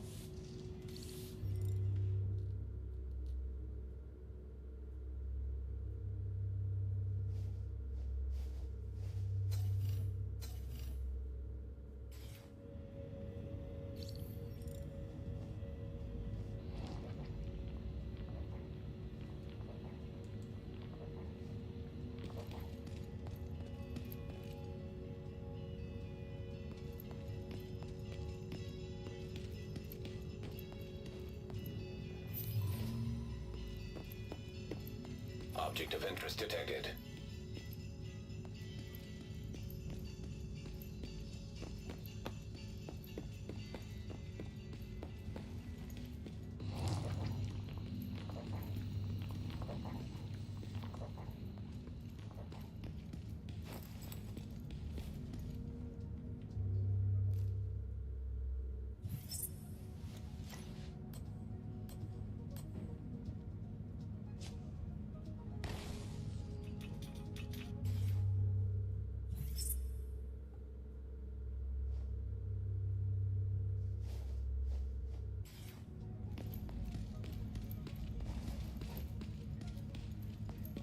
The water pressure seems a little more stable.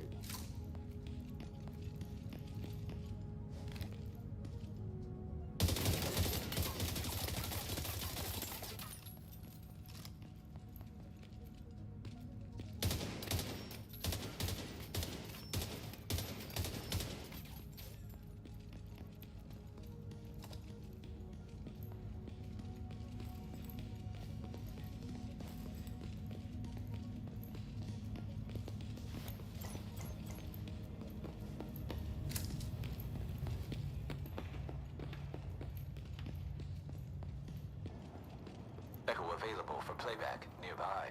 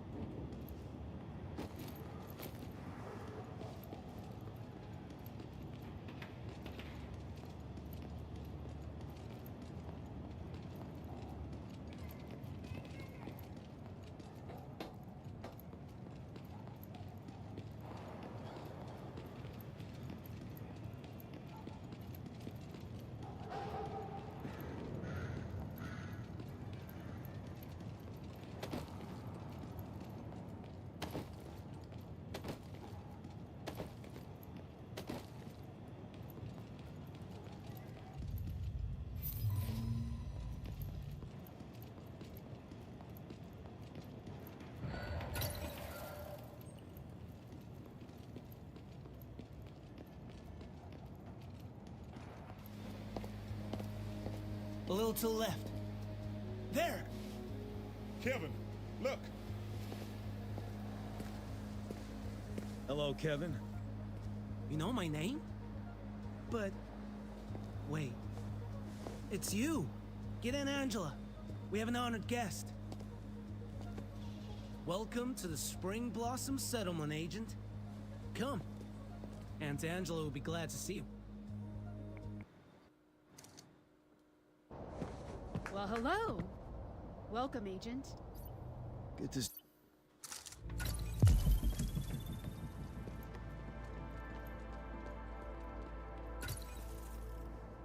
Not bad, huh? And we've only... Portable electronic.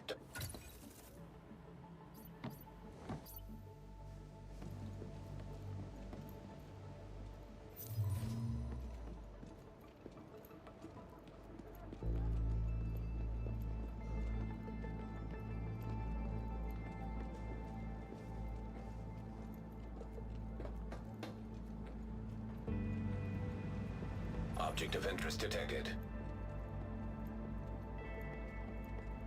Object of interest detected.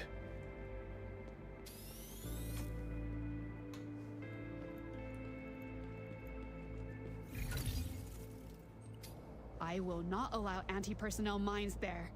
Are you insane? What if one of the kids set one off? We'll teach them to stay away. We don't have enough guards to cover all... Ah, screw it. I know he means well, but we see things differently. Anyway.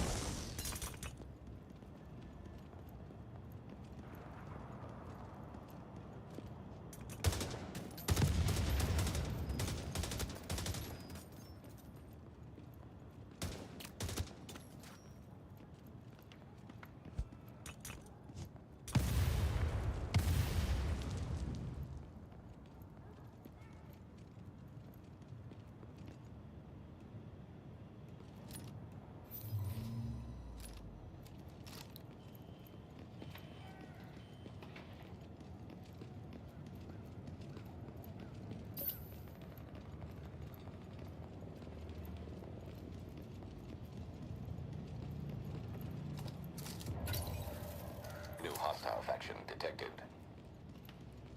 Who the hell are these guys?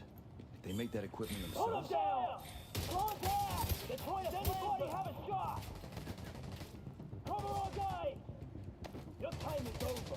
You're a goddamn dinosaur! Gotta find some protection! Keep moving, but keep your head down!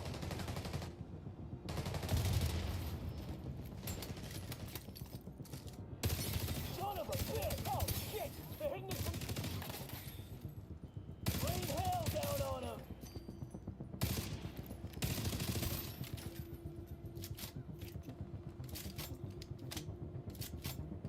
This cover's useless now! What kind of device is that? Rain hell down on him! Son of a bitch! Contact!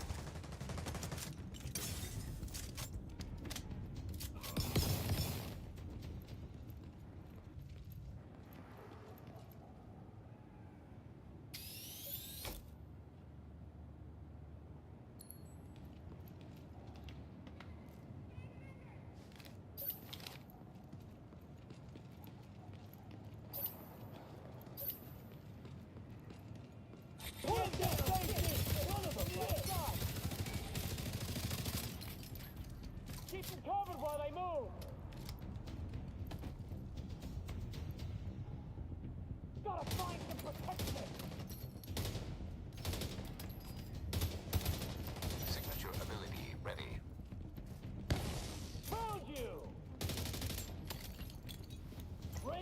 down on him! Contact! Oh, shit! They're hitting us from the other side! Son of a bitch!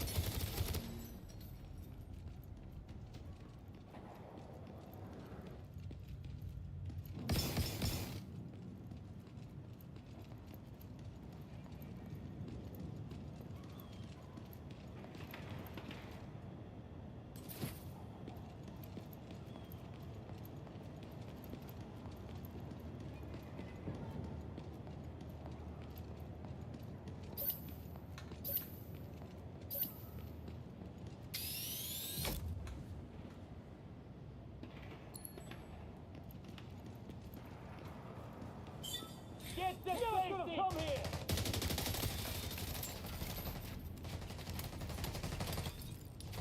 Perfect angle, perfect range! Our tech style this work! Oh, covered while they move! From the other side! They're sitting in a line! Can't get an angle on them! Keep it tight, hold fast! They're sitting out, solid contact!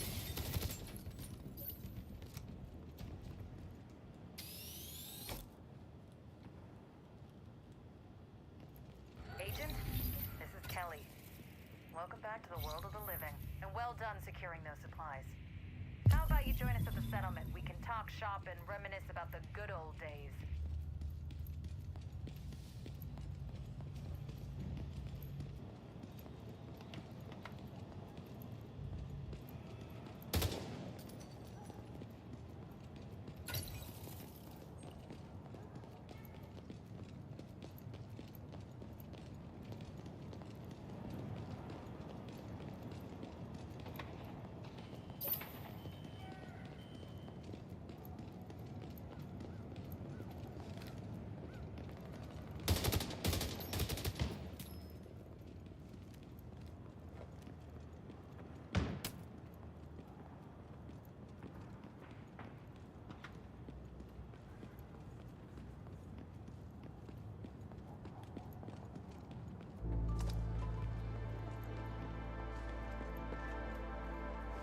Object of interest detected.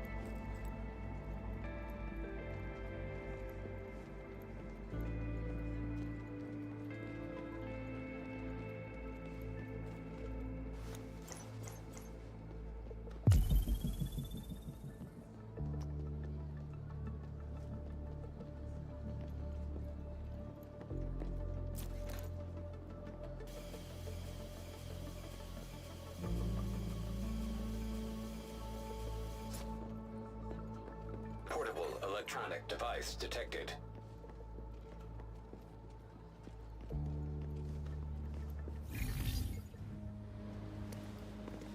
There you are. Good to have you back. Good to be back. This is Agent Draper.